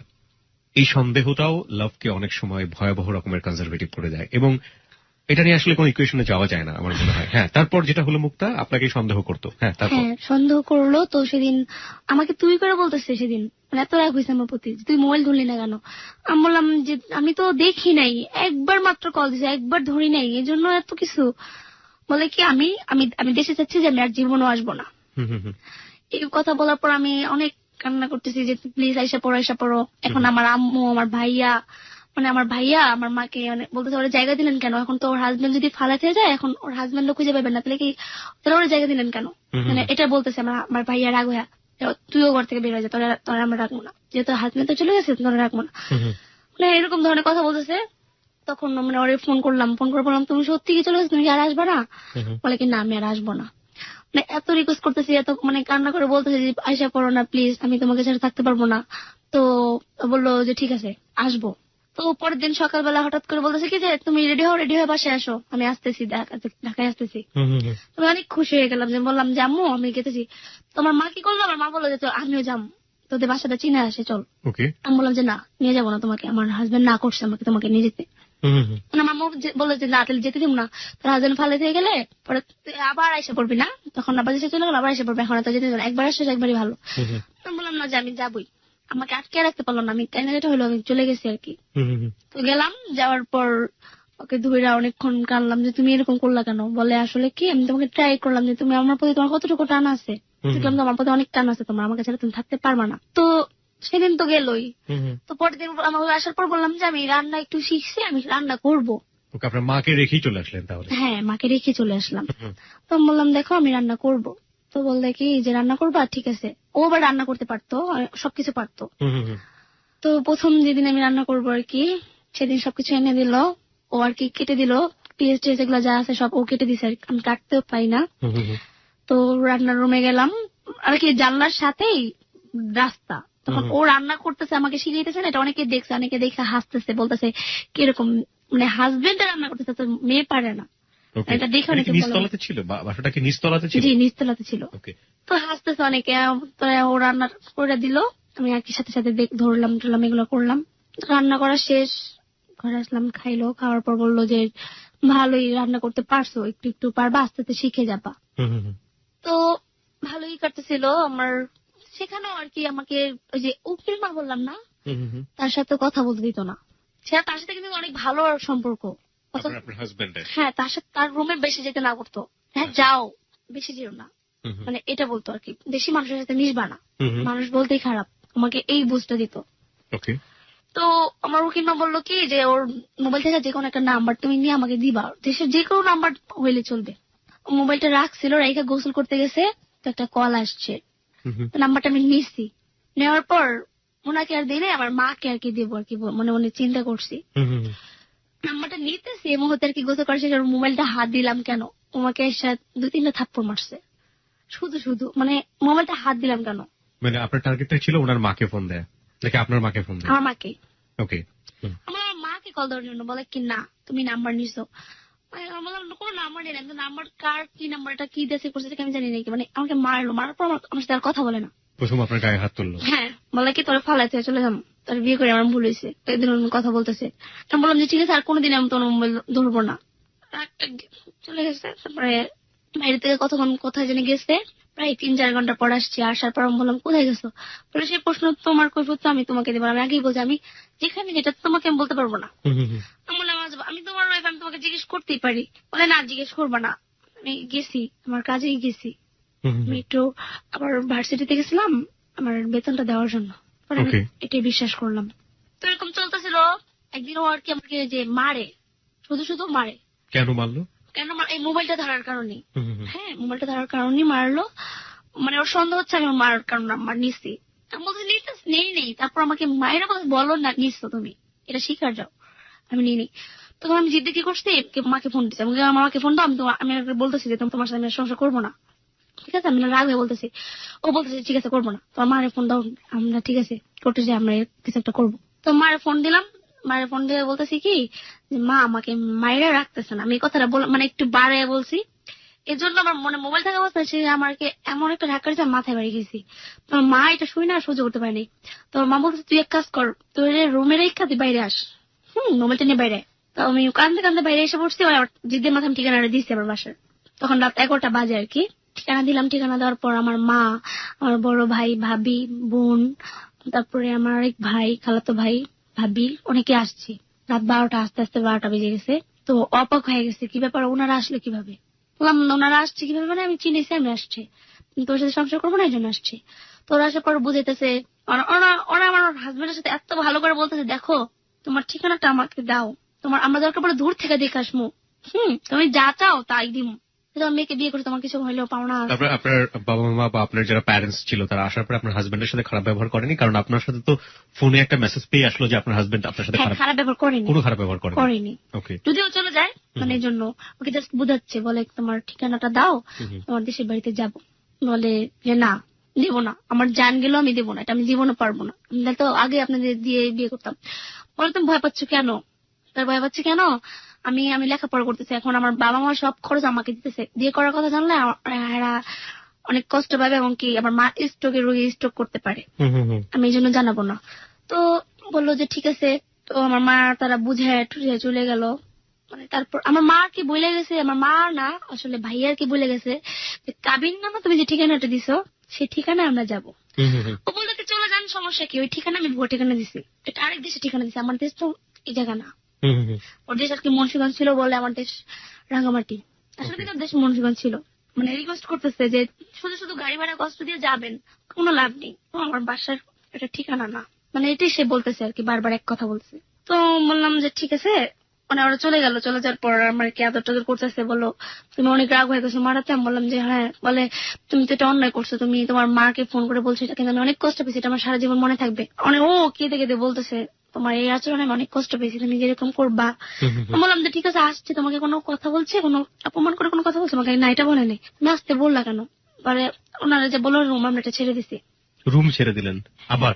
হ্যাঁ আবার না করে দিচ্ছে, ছাড়ি নেই বলতে না করে দিচ্ছে যে আমরা চেঞ্জ করে ফেলছি রুম, যাতে আপনার বাবা মা না চিনতে পারে। তো একটু দেশে গেল কেন যেন, বললো আমার দেশে আমার টাকা প্রয়োজন আছে, আমি টাকা আনতে যাব। মানে তখন রোজার মাস ছিল, বললো ঈদের মার্কেটিং করে দিব না তোমাকে, সেই জন্য বললো যে যাব। তো দেশে গেল, দেশে যাওয়ার পর ফোনে বলতেছে কি তুমি তোমার বাসায় চলে যাও, আমি আর আসবো না, এরকম ধরনের কথা বলতেছে। মানে তুমি মাঝে মাঝে এগুলো চলতো আপনাদের? বাসায় চলে যাও, আমি আর আসবো না, আমার সাথে দেখা হবে না। হ্যাঁ এগুলো বলতো আমাকে, কেন যে বলতো আমি নিজে জানতাম না।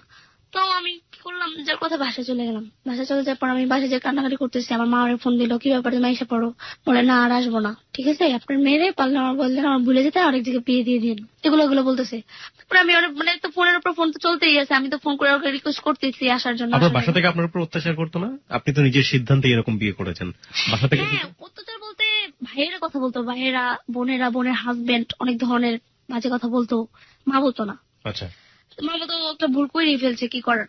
তো বললো আর যদি তোর হাজবেন্ড তুই যাবি না, ঠিক আছে যাই দেখা করার আমরা একটা করবো, ওর দেশের বাড়িতে যাবো।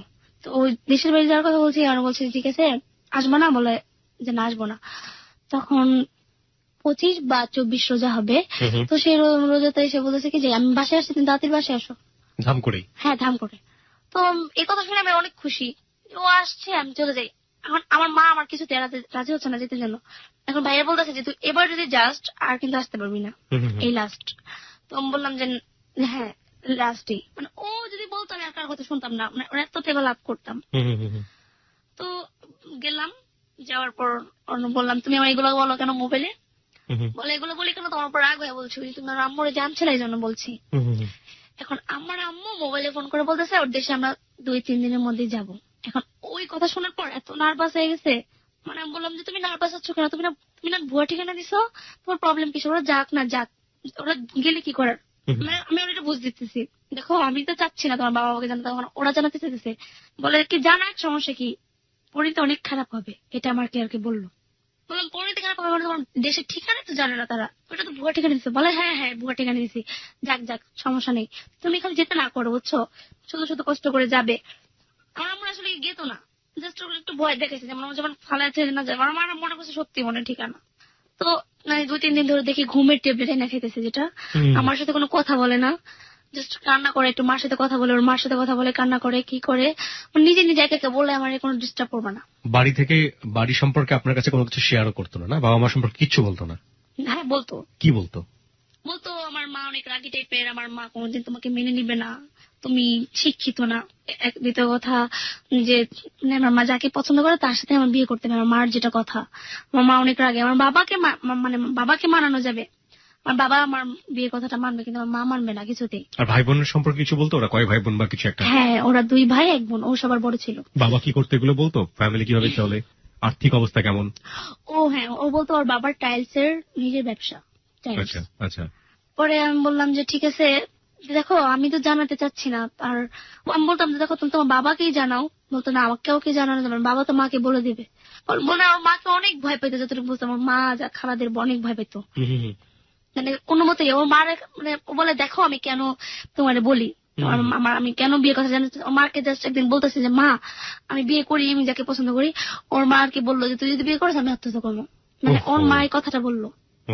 মানে ও তখন মানে চোখের পানি পড়তে পড়তে ফোনটা কেটে এত কান্না করতেছে যে তার মানে ওর মা জানতো যে আপনার যে সাইফুল যে হাজবেন্ড সে একটা মেয়েকে পছন্দ করে, এটা সে জানতো ওর মা? এটা বোনের সম্ভবত জানতো, ও জানাইছে, ও বলছে জানাইছে। তো আমি বলতাম দেখো যে ঠিক আছে আমি জানাতে চাচ্ছি না, আমার মা হারা যা যাক না সমস্যা কি, এরকম মানে চললো আর 2-3 দিন। 27 রোজা, হ্যাঁ 27 রোজাতে ও আর কি রাত্রে কান্না করতেছে শুধু শুধু, মানে এরকম করতো, মা বাবার কথা মনে হলে না এরকম কান্না করতো, বলতো কি আমি অনেক জীবনে একটা বড় ভুল করে ফেলছি বিয়েটা করে, আমার লেখাপড়াটা আর হবে না, যেমন তোমাকে পেয়ে আমার পড়তে আর ইচ্ছা করে না, পরীক্ষা এসে পড়ছে আমি পরীক্ষা কি দিম, আমার বাবা মাকে কি জবাব দিম ফেল করলে, এরকম একটা কিছু বলতো আমাকে। আমি বলবো আমার বাসায় যে থাকি তুমি পরীক্ষা দেওয়ার পর আমাকে নিয়ে যাও, ও আমাকে ছাড়া থাকতেও পারবে না বলে। আসলে যে কবার দেশে গেছে একদিনে বেশি থাকতো না বা 2 দিনে বেশি থাকতো না, আমাকে ছাড়া থাকতে পারতো না। তো ও বলতেছে দেখো এখন যদি মাকে জানাতে যাই তাহলে তোমার সাথে আমার ডিভোর্স করে ফেলবে, যেভাবে হোক, আমার বাবার অনেক টাকা, তোমাকে যত টাকা দরকার দিবে কিন্তু তোমার সাথে আমার সম্পর্ক রাখতে দিবে না, ডিভোর্স করে ফেলবে। আর আমি মা বাবাকে হারাতে পারবো না, তোমাকে হারাতে পারবো না, মা বাবাকে হারাতে পারবো না, এরকম কথা বলতো। বলে অনেক কান্নাকাটি করতো না, আমি কিছুই বলতে পারতাম না, আমি কি বলবো, জাস্ট একটু সান্ত্বনা দিতাম, ঠিক আছে তাহলে আমাকে ছেড়ে দাও, আমি এটা বললে এটাও রাজি হইতো না। ওদিন অনেক কান্নাকাটি করতেছে, এখন ও আর কি বাসায় ফোন করছে, আমি আসলে জানি না ওর বাসায় কি জানাইছে কিনা বিয়ের কথাটা, রাত্রে আর কি শুধু শুধু আসে মানে বাইরে থেকে আসছে এসে কান্নাকাটি করতো, বলতো আমাকে ডিস্টার্ব করবে না, তুমি তোমার মতো ঘুম আমি আমার মতো ঘুমাই। ও সোফায় ঘুমাইছে, আমাকে খাটে ঘুমাইতে দিচ্ছে, আমার সাথে ঘুমাইনি। তো সেদিন সকালবেলা ভোরে ওঠা, রোজার মাস ছিল, রোজা তো রাখতাম না, অনেক এরকম ভোরে কোনোদিনও উঠে না। তো সেদিন ভোরে আর কি 6টা বাজে উঠে আমাকে বললো যে আমার অনেক ক্ষুধা লাগছে তুমি রান্না করতে যাও। আমি বললাম আচ্ছা ঠিক আছে রান্না করতে যাই। মানে সেদিন রান্না করার কথা বললাম, বলে তারা একটু কথা আছে তোমার সাথে, বললাম পরে বলি, আমার সারাদিন তো আসি, চলে যাবো না? বলে হ্যাঁ হ্যাঁ চলে যাবো, অনেক দূরে চলে যাবো। কথা বলার পরে তো বলতেছে যে তুমি সাথে ফাইজ নেমে করতেছো কেন, কোথায় চলে যাবা?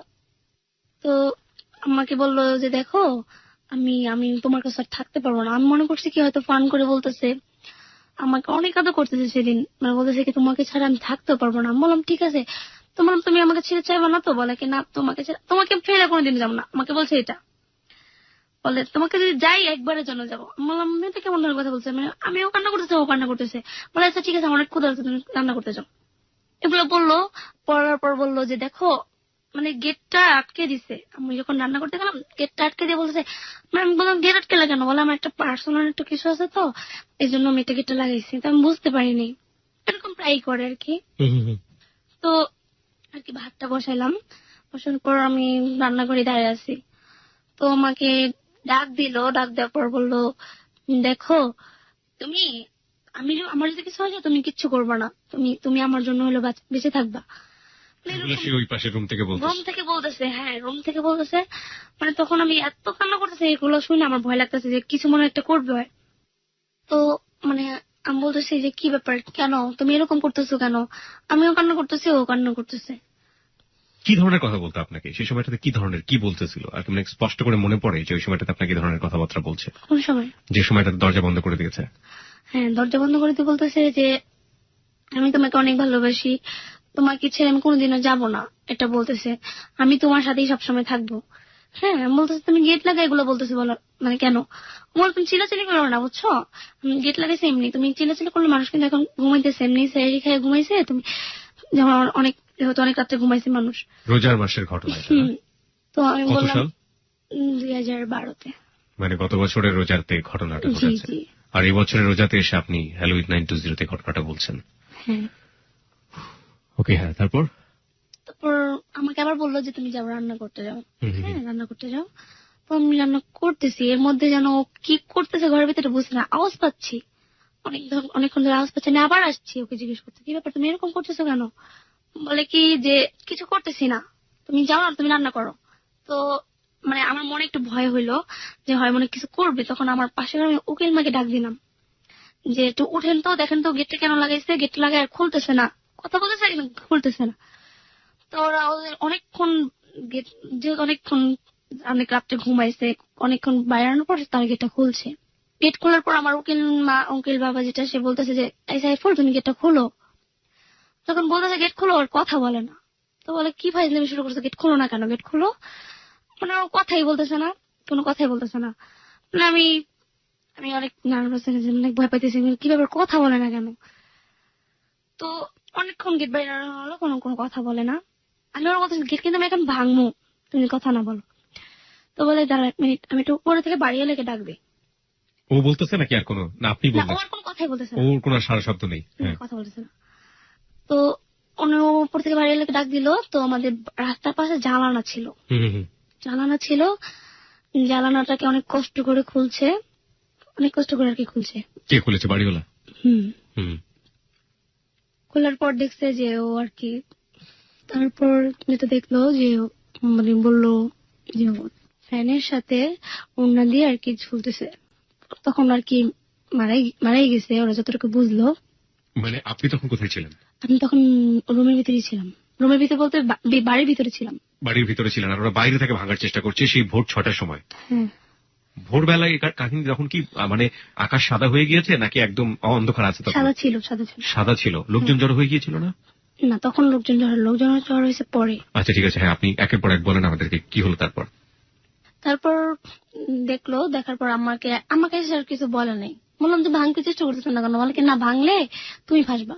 আমাকে বলতেছে ভাঙলে তুমি ফাঁসবা। বললাম কেন, কি হয়েছে? তখন ওরা বলতেছে না।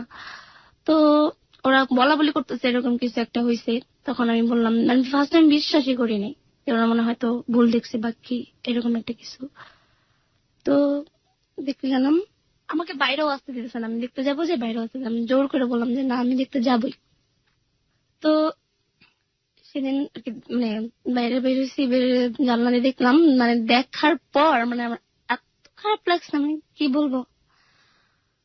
দেখার পর মানে দৃশ্যটা আমি দেখতে পাই না, মানে আমার আমার মানে এত খারাপ, মানে কি বলবো, আমি মানে দেখে সহ্য করতে পারি না। আমি সাথে সাথে মনে হয় সেন্স হারিয়ে ফেলছি। আমাকে পরে বাসায় নিয়ে আসছে। আসার পর তো আমি সেন্স থেকে আমলে উঠছি মনে হয় 10 মিনিট পর ওঠার পর আমি মানে চিৎকার করতে, আমি দেখবো আর মানে ভিতরে যাওয়ার জন্য চেষ্টা করতেছি। বলতেছে কি না, ভিতরে যাওয়া যাবে না। কিভাবে যাবা তুমি? ওরা যদি সাথে সাথে গেটটা ভাঙতো না, তাহলে মনে হয় আমার মনে যতটুকু বোঝা যায় মানে বাঁচানো সম্ভব হইতো। কিন্তু ওরা গেটটা ভাঙেনি। ভাঙেনি। এবং ভাঙেনি এই কারণে যে যদি না বেঁচে থাকে তাহলে ওরা সবাই ফেঁসে যাবে, মামলায় বা পুলিশের কাছে ফেঁসে যাবে। হ্যাঁ। ওকে, তারপর তো আমি বললাম যে ঠিক আছে, তাহলে কিভাবে ভাঙবো? বলে পুলিশ কি ফোন না দিলে, পুলিশ যে পর্যন্ত না জানবে সে পর্যন্ত আর কি ভাঙা যাবে না। তো পুলিশের নাম্বার কোথায় পাবো? মানে টিভিতে ডিসি লাইনের ভিতরে মানে এর ভিতরে নাম্বার দেয় নিচে ওঠে। আমি টিভি ছাড়লাম, ওনার রুমে টিভি ছাড়লাম, আমি কল দেবো। দেন আমার কথা হলো গেট ভাঙা দেওয়ার কথা। তো ফোন দিলাম, ফোন দেওয়ার পর বলছে এত নাম্বার বাসা আসেন। তোরা বললো যে আমার আসতে একটু লেট হবে, আমাদের এক ডিউটি শেষ হলে এক ডিউটিতে আসবো। এতক্ষণ পর্যন্ত কি মানে এতক্ষণ পর্যন্ত আমি কি করব?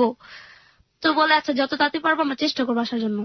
তো এতক্ষণ পর্যন্ত আমি কান্না করতেছি, মানে আমার বিশ্বাসই হইতেছিল না তখন। মানে আমি এত কান্না করতেছি না, আমি বিশ্বাস করতেছিলাম না। আপনি কি দেখেছেন আমাদের একটু বলবেন? ওখানে গিয়ে জাস্ট ঝুলছে। ঝুলছে, পিছন সাইডে দেখা, সামনে সাইডে দেখা যাচ্ছে না, তাও ভালোভাবে দেখা যাচ্ছে না। কাপড় ছিল তো সামনে, জানার সামনে দেখা যাচ্ছে না। তো মানে বিশ্বাস করতেছিলাম না। তো আমি বলেছি কি যে ও মানে বেঁচে আছে। আমি তো জানি না যে ফাঁসি দিলেই মানুষ মারা যায়। যে আমি মনে করছি যে ও বেঁচে আছে, মনে হয় জ্ঞানটা না হয়তো জ্ঞানটা হারিয়ে ফেলছে, আমার মনে হচ্ছে এটা। তো আমি যখন মানুষের বলতেছি না কিসের মরে নাকি, মানুষ আমার ধমক দিতেছে, বলে তুমি জানো মরে নাকি, বোঝা যাচ্ছে না একটা দিনে দেখা। আমি বিশ্বাসই করতেছিলাম না তাদের কথা। তখন পুলিশ আসলো, আসার পর মানে গেট ভাঙলো। গেট ভাঙার পর এখন আমি বলছি যাবো সামনে, আমাকে সামনে যেতে দিতেছে না।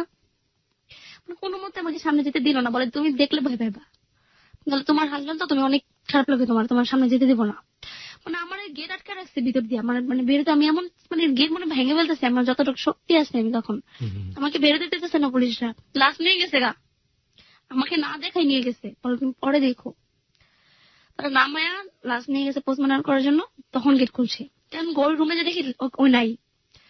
তখন আমি আর বেশি কান্না করতেছি, যে মানে এমন ভাবে কান্না করতেছি, বাচ্চাদের তো মানে বেশি কান্না করতেছি। মানে পুলিশদের মানতেছি না, তাদের ধাক্কা দিয়ে সরে বলছে আমি বাইরে যাবো দেখবো, যা দেখি নাই। তো বলো তুমি তুমি টেনশন করো না, তুমি দেখতে পারবা, তুমি পরে দেখো।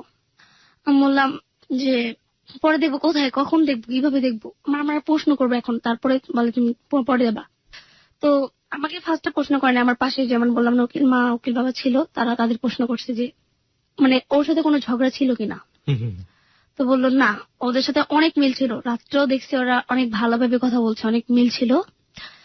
তো ওরা বলতেছে যে মিল ছিল, মিল থাকা অবস্থায় কেন এরকম করলো। বললো মানে বাবা মাকে জানাইছে, বাবা মাকে জানানোর পর মনে হয় ও মনে ভয় পাইছে, আমাকে এটা বলতেছে যে ভয় পাইছে।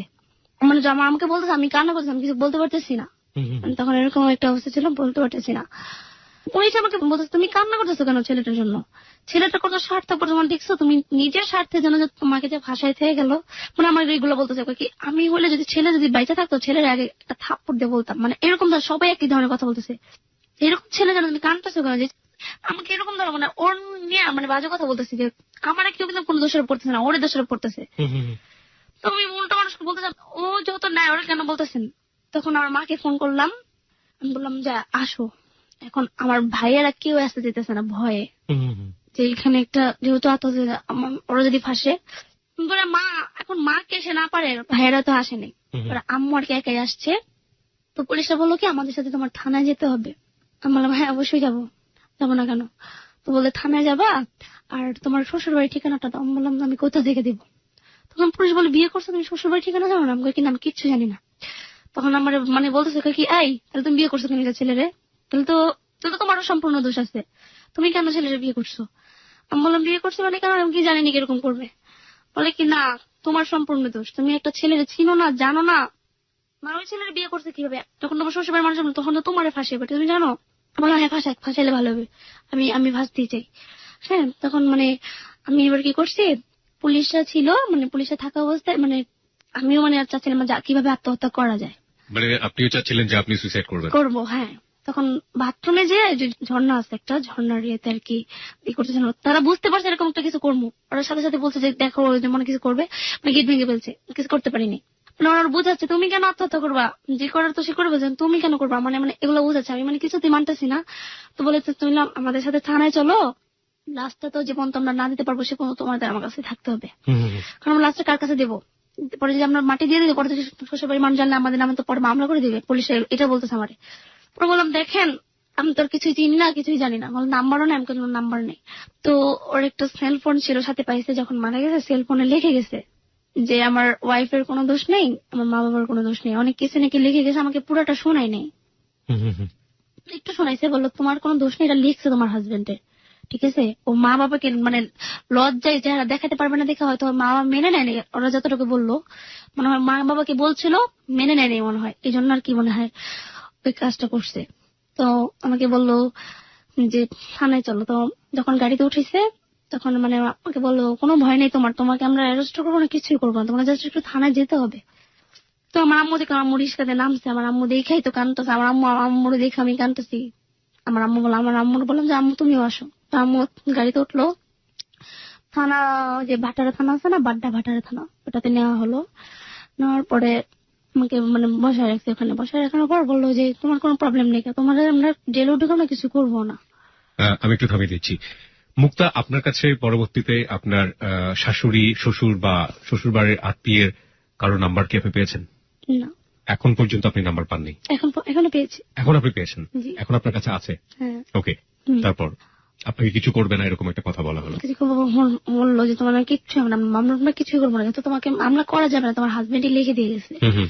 তো আমি বললাম যে আমি কিছুই বলতেছিলাম না, আমি সেখানে যাওয়ার পর মানে কিভাবে আত্মহত্যা করা যায় সেটা খুঁজতেছিলাম। আমার আম্মু আমাকে রেখে বলছে যে ঠিক আছে আমি যাই, আমি আসতেছি বাসায় থেকে, যদি টাকা দরকার লাগে টাকা নিয়ে আসতেছি, যদি পুলিশে যেভাবে টাকা দিয়ে আমি ইয়ে করবো। তোমার আম্মু আমাকে রেখে চলে গেল। তো ওখানে যাওয়ার পর ওদের বললাম যে কাবির নামে যে ঠিকানাটা আছে সেই ঠিকানা মতো আপনারা দেখেন, খোঁজ খবর নিয়ে দেখেন যে ওটা আমার শ্বশুর বাড়ির ঠিকানা দিছেও, দেখেন তো এটা আসল কিনা। তো বলতো আসল না। তো ওই ঠিকানা মতো পুলিশটা খবর নিয়েছে 5টার দিকে আর কি, ওর বললো ঠিকানাটা আসল। পুলিশ খবর নিয়ে ঠিকানাটা জানলো আসল। আসল। এবং তখন পর্যন্ত আপনি জানেন না যে সুইসাইডটা সে কেন করলো, এবং একই সাথে আপনি এটাও জানেন না যে আপনার পরিবার থেকে ওর বাড়িতে যোগাযোগ করা হয়েছে কিনা, বা ওর পরিবার থেকে জানে কিনা যে আপনাকে বিয়ে করেছে কিনা, তখন পর্যন্ত আপনি কিছু জানেন না। তারপরে আপনি ধীরে ধীরে কি জানলেন? বললো আমার পুলিশে বলো তোমার শ্বশুর বাড়ির মানুষ মারা গেছে, তুমি এবার টেনশন করো না, তোমার এসে কিছু বলবে না, আমরা আসছি না সাথে, কি বলবে। আমি বললাম কি বলবে, আমি কি কিছু করছি নাকি আমাকে কিছু বলবে। তো এর মধ্যে আসার আগে আর কি আমাকে একটা রুমে নিয়ে বসতে দিচ্ছে পুলিশ, তুমি এখানে থাকো, একা একা ভালো লাগবে। তো সেখানে আমি চিন্তা করছি কিভাবে মরা, মানে কিভাবে এই করা যায়। ওই রুমের ফ্যান ছিল, তো আমার ওড়নাটা তারা রেখে দিছিল, বলে তুমি যদি মানে কিছু একটা করো, মহিলা পুলিশ যারা ছিল বলে ওড়নাটা রেখে দিছে, বলে না তুমি যদি এরকম কিছু একটা করো, মানে তখন আমি কিভাবে কি করবো মানে এই চিন্তা করতেছি। তখন মানে কারেন্টের তার ছিল, মানে সেই রুমে সিসি ক্যামেরা ছিল আমি জানি না, তো কারেন্টের তার গুলা ছিঁড়তেছিলাম মানে আত্মহত্যা করার জন্য। তো তার সিসি ক্যামেরা দেখে সাথে সাথে মানে পুরা মেইন কারেন্ট পুরা অফ করে দেয়। অফ করে দেন, তারা দৌড়ায় এসে পরে রুমে থেকে বের করে ফেলে। আচ্ছা বকতেছে, বলে তুমি এখানে যদি মর তাহলে আমরা সবাই ফাঁসমো, যে আমার পুলিশ এই জায়গায় আমার থানায় এসে যদি আত্মহত্যা করো তাহলে তো আমরা সবাই ফাঁসমো। আমরা যে মেন অফিসার ছিল সে অনেক বুঝাচ্ছে, অনেক আদর করতেছে, আমরা তুমি কেন আত্মহত্যা করবা, মানে আমি কোনো মতে পারতেছিলাম না। বললো যে ওর সাথে একটা মানুষ রাখা দরকার। তখন একটা মহিলা পুলিশ আমার সাথে আর কি সারাক্ষণ বসে আছে, মানে যে পর্যন্ত তোমার শ্বশুর না আসলো সে মতো আসলো, বসে থাকলো। তোমার শ্বশুর 8টার দিকে আসছে, অনেক মানুষ আসছে, প্রায় 10-12 জন হবে। তো শাশুড়ি আসে না, শ্বশুর আসছে, দেবর আসছে, আরো চাচা দেবর আসছে। তো শ্বশুর আসার পর বলতেছে আমার ছেলের বউ কোনটা, তোমাকে দেখাইলো। আমাকে দেখার পর আমি কিছু বলতেছি না, আমাকে খালি জাস্ট বললো যে তুই আমার ছেলের না জেনে শুনে বিয়ে করছো, দেখেই আজকে আমার ছেলের অবস্থা। শ্বশুর ফার্স্ট এই কথাটাই বললো, আর কিচ্ছু বলে নাই। কিছু বলতে পারতেছি না, আমি সাহস পাচ্ছি না ওনাদের সাথে কথা বলার, যে আমি যাবো আপনাদের সাথে বা আপনারা যে লাস্টটা নিয়ে যাবেন আমি আপনাদের সাথে যাবো, এগুলো কিচ্ছু বলতে সাহস পাচ্ছি না। মানে আমার শ্বশুর কান্না করতেছে, তো আমিও কান্না করতেছিলাম। শ্বশুর কিছু আর বলে নেই, বাইরে চলে গেছে, আমার দেখে বাইরে চলে গেছে। মানে তখন বলতেছে এখানে একটা মামলা করা দরকার, মানে আমাদের নামে যে মামলাটা করবে। তো পুলিশরা বলছে যে আমার আম্মুরা ফোন করে বলছে 5,000 টাকা আনেন, 5,000 টাকা আনলে আপনাকে ছেড়ে দেওয়া হবে। পুলিশ বলছে মামলা হয়নি, মামলা না আনা 5,000 টাকা দিলে ছেড়ে দেওয়া হবে। তো সেটা একটা পুলিশ ভালো ছিল, তো একটা পুলিশ এসে বলতেছে তোমাদের নামে মামলা হয়ে গেছে, তোমার আম্মুর রাস্তা না করো, আসলে কিন্তু তোমার আম্মুরও কিন্তু আটকেবো। তো বললাম যে ঠিক আছে, আমরা আম্মুর রাস্তা না করে দিতেছি। তো আমি শুনছি, যতটুকু শুনছি মামলাটা নাকি করতে চায়নি পুলিশরা, অনেক পরিমাণ টাকা দেওয়ার পরে মামলাটা হয়েছে আপনার নামে। হ্যাঁ। কি মামলা হলো, কি করা হলো মামলায়? সন্দেহ মামলা দিচ্ছে যে আত্মহত্যা প্রয়োজনা, মামলার কাগজ, আত্মহত্যার প্রয়োজনা। মামলার কাগজটা এই মুহূর্তে আমার কাছে রয়েছে, একটু আমি দেখতে পারি, রাইট? ওকে। মামলাটা কে করলো আপনার এগেইনস্টে? মামলাটা কে করলো? মামলাটা আমার শ্বশুর করেছে। ওকে ওকে। এটা হচ্ছে আপনার শ্বশুরের নাম্বার এখানে যেটা দেয়া আছে না? ওনার নাম হচ্ছে আসাদ গোলজার। আসাদ গোলজার। ওকে। এই কাগজগুলো সম্পূর্ণ কনফিডেন্সিয়াল কাগজ, আমরা এটা পড়ে শোনাবো না, যেহেতু মামলাটি এখনো চলছে, রাইট? মামলাটা এখনো চলছে। মানে এক ধরনের সন্দেহ ব্যাপার, মানে আত্মহত্যা সে করেছে এটা স্বীকার করেছে এখানে এই এজাহারে, কিন্তু এটা এক ধরনের সন্দেহ হচ্ছে তার যে আপনার দ্বারা কোনোভাবে প্ররোচিত হয়েছে কিনা বা আপনার ফ্যামিলির দ্বারা কোনোভাবে প্ররোচিত হয়েছে কিনা। ওকে, হ্যাঁ মুক্তা, তারপর কি হলো? তারপর তারা মামলা টামলা করে চলে গেল। সেদিন থানায় আর কি আমাকে এক রাত থাকতে দিছে। মানে সেখানে একটা আছে না থানায় যে মানে আসামিদের যে একটা কারত আছে সেখানে রাখে, আমাকে কিন্তু সেখানে রাখা হয়নি। আমাকে ওখানে যারা পুলিশটা যে থাকে মানে মহিলা পুলিশরা, সেখানে আমাকে রাখা হয়েছে। বলে তোমার মামলাটা এরকম গুরুত্বপূর্ণ না, তুমি আসামিও না, আমরা যতটুকু জানি তোমার শ্বশুরের জোর জবরদস্তি এটা মামলা করছে, আমরা নিরুপায়, আমরা মামলা করতে বাধ্য হয়েছি। তো পরের দিন কোর্টে নিছে আর কি, আমাকে কোর্টে চালান করে দিছে। আমাকে যখন মানে জজ দেখছে, তখন দেখার পর মানে বয়সটা দেখছে, তখন বলে ও তো কিশোরী, মানে ওর কি জেল দিব, মানে আমাকে এটা বলছে ফার্স্টে। তো সেখান থেকে আমাকে জামিন করে নিয়ে আসে। মানে আমার তুমি কি তোমার শাশুড়িকে দেখতে পেরেছো এখন পর্যন্ত? না, শ্বশুরকে দেখেছি। তোমার শ্বশুর শাশুড়ির সাথে কথা হয়েছে কখনো? হ্যাঁ, কথা হয়েছে। শাশুড়ির সাথে কথা হয়েছে? শাশুড়ি কি বলেছে তোমাকে? শাশুড়ির সাথে এখনো কথা হয়, বলে যে আমার প্রতি কোনো রাগ দেখে তারা কথা বলে না, ভালোভাবে বলে, বলে আমার দেশে বাড়িতে আসো তোমাকে দেখবো, আমাকে এটাই বলে। তুমি কি জানতে পেরেছো তোমার হাজবেন্ডটা কেন আত্মহত্যা করেছিল? না, এখন আমার শ্বশুর যেটা সে বলে যে আমার ছেলে আমার ওয়াইফকে অনেক ভয় পেত, হয়তো ওই ভয়ের কারণে ওই কাজটা করছে। তাদের কথা হলো এটা, আমারও কথা এটা। আর তোমার শাশুড়ি কি তোমাকে কখনো দোষারোপ করেছে কোনো বিষয় নিয়ে, যে আমার ছেলের আত্মহত্যার জন্য, আমার ছেলের জন্য তুমি দায়ী বা এরকম কোনো কিছু? এটা বলে না, এখন বলে কিনা তো জানি না, কিন্তু আমার সাথে কোনোদিন বলেনি। কখনো তোমার সাথে ফোনে কথা বললে কান্নাকাটি করতে দেখেছো তোমার শাশুড়িকে? হ্যাঁ, সেও কান্নাকাটি করে, আমিও করি। হ্যাঁ, আমি আসলে কি বলবো ঠিক বুঝে উঠতে পারছি না। তো তোমার এখন প্রেজেন্ট ডেস মানে বর্তমান দিনের দিকে আসি, মানে তুমি এখন কিভাবে সময় কাটাও, মানে কিভাবে কি হয়? তোমার লেখাপড়া বন্ধ হয়ে গেছে? হ্যাঁ। সো আমি আসলে আপনি বলতে বলতে কখন তুমি বলে সম্বোধন করে ফেলেছি বুঝতেই পারছি না। সো যে লেখাপড়াটা বন্ধ হয়ে গেল, এখন মানে আসলে ভবিষ্যৎ পরিকল্পনাটা কি? তোমাকে নিয়ে তোমার ফ্যামিলি কি চিন্তা ভাবনা করে? এখন আমার ফ্যামিলি চিন্তা করতেছে মানে আমার মানে বিয়ে দিতে চাচ্ছে আবার আর কি, কিন্তু আমি রাজি হচ্ছি না। ছেলে দেখাচ্ছে মানে আমাকে দেখতে আসতেছে ওর। সবাই জানে, যারা আসে দেখতে তারা হ্যাঁ, জানে তারা জানে। ব্যাপারগুলো? হ্যাঁ, জানার পরে কি হয়? জানার পর কি হয়, মানে আমি না করতেছি, মানে বলছে আমার পছন্দ হয় না, এরকম আর কি। এরকম ঘটনা কি ঘটেছে যে তোমার এসব কাহিনী সবকিছু জানার পরে ছেলেপক্ষ পিছিয়ে যায়? না না, পিছিয়ে যায় না, জানার পরও রাজি হয়। জানার পরেও রাজি হয়? হ্যাঁ। ওকে, তুমি কেন পিছিয়ে দিচ্ছ? আমি কেন পিছিয়ে নিচ্ছি, আমি চাচ্ছি না, মানে এই মুহূর্তে, মানে আমি চাচ্ছি আর কতদিন পর করি, মানে মামলাটা শেষ হওয়ার পর আমি বিয়েটা করতে চাচ্ছি। মানে তুমি নিজেও চাও বিয়ে করতে এখন? মানে বিয়ে করতে আমি চাই না, ফ্যামিলির চাপে আমার বিয়ে করতে হবে, আমি যতটুকু টুডে অর জানি। টুমরো বিয়েটা করতেই হবে তোমাকে? করতেই হবে, হ্যাঁ। মামলাটা কবে শেষ হবে কিছু জানো? বলছে যে মামলাটা শেষ হইতে আর বেশি দিন লাগবে না, বলছে 2-1 বছর লাগবে।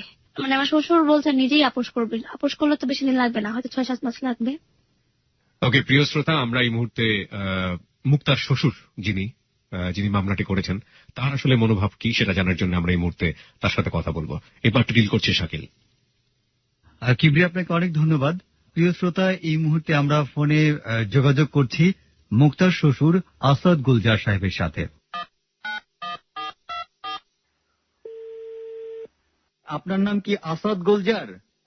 জি, আমার নাম হচ্ছে শাকিল, আমি এবিসি রেডিও থেকে, আমাদের হ্যালো 8920 অনুষ্ঠান থেকে। হ্যাঁ, শুনছি, কি বলেন? আচ্ছা, সাইফুলের বউ মুক্তার সঙ্গে আমরা কথা বলেছি, তো আমি একটু জানতে চাচ্ছিলাম যে আপনার ছেলে কেন মারা গেল, আপনি এর কারণটা কি মনে করেন? সাইফুল ডিপ্লোমা ইঞ্জিনিয়ার হয়ে বাড়িত, পরীক্ষার আগে বললো যে আব্বা পরীক্ষা তো আসছে, পরীক্ষার ফিস দিতে হইব, ঘর ভাড়া দিতে হইব, 1020 টাকা লাগবো। পরে আমি টাকা দিয়ে দিলাম। ওর একদিন পরেই খবর আইছে সে মারা গেছে। এই যে কিভাবে মারা গেল, কেমনে মারা গেল, এটা আগে এখন পর্যন্ত বুঝতে পারতেছি না, কিন্তু আমি কেস করে রাখছি, এটুকুই আমি জানি। বিয়া করছে না করছে এটা আমি পর্যন্ত শিওর আমি দিতে পারতাছি না। জি জি, আচ্ছা, আপনি আমাকে আরেকটা জিনিস বলেন যে ওই মুক্তাদের বাড়ি থেকে কি আপনাদের সাথে কখনো কোনো যোগাযোগ করা হয়েছে? না না না না না, চিনি না, আর এক ব্যাপারে জানি না। মুক্তাদের বাড়ি থেকে কেউই তাহলে এসে আপনাদের সাথে যোগাযোগের চেষ্টা করেনি? না না না, ওই লাশ আনতে যায় শুনলাম এমনি এমনি এই কাজ হয়েছে, বিয়ে করছে। আমরা বললাম না, এটা তো কিছুদিন হইতে পারে না। আচ্ছা, আমি যেটা হইতে চাইলে আপনারা নিশ্চয়ই জানতাম। মুক্তাদের পরিবার থেকে যখন আপনাদের পরিবারের সাথে যোগাযোগ করতে চাইছে তখনই আপনার ছেলে হতাশ হয়ে পড়ছে এবং সেই কারণেই হচ্ছে সে এরকম আত্মহত্যার পথ বেছে নিছে। আমরা অনেকটা এইটা জানতে পেরেছি। আপনি কি মনে করেন ব্যাপারটা আসলে? ওটা তো আমরা দেখি না, শুনিও না, যে আমরা কিভাবে বিশ্বাস করতে পারি? কোন এখন বিয়ে হইছে, হ্যাঁ বলছে বাড়িতে যোগাযোগ করতে, এটা এখন মুখটা বলতে আছে, এত আর বলে নেই। সাধারণ বাচ্চা নাটক করতে পারে, গরিব মানুষ মাদের ব্যবসা করি আমি জীবনে যা কামাইছি আমার ছেলের পিছনে আমি তাই করে লেখাপড়া করাইছি, এমন বহু টাকা ঋণ করে আমার এই ছেলেটা এইভাবে যাইব গা, কিছুতে আমি আমার মনে মানাইতে পারি না। জি, আত্মহত্যার প্ররোচনার কথা বলে মুক্তার মা এবং ওদের পরিবারের সবার নামেই মামলা করেছেন। এই মামলাটা নিয়ে আপনি এখন কি ভাবছেন? মামলা করে রাখছি, দেখি মামলা কোন পর্যন্ত যায়।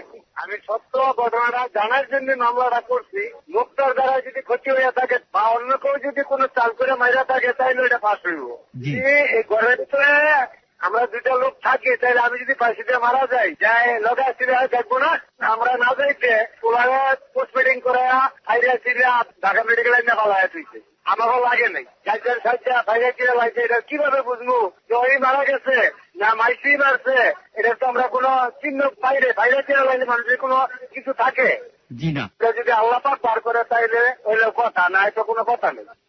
ঠিক আছে আসাদ সাহেব, আপনার সাথে অনেক কথা হলো, আমরা অনেক কিছু জানতে পারলাম। তো আপনি ভালো থাকবেন।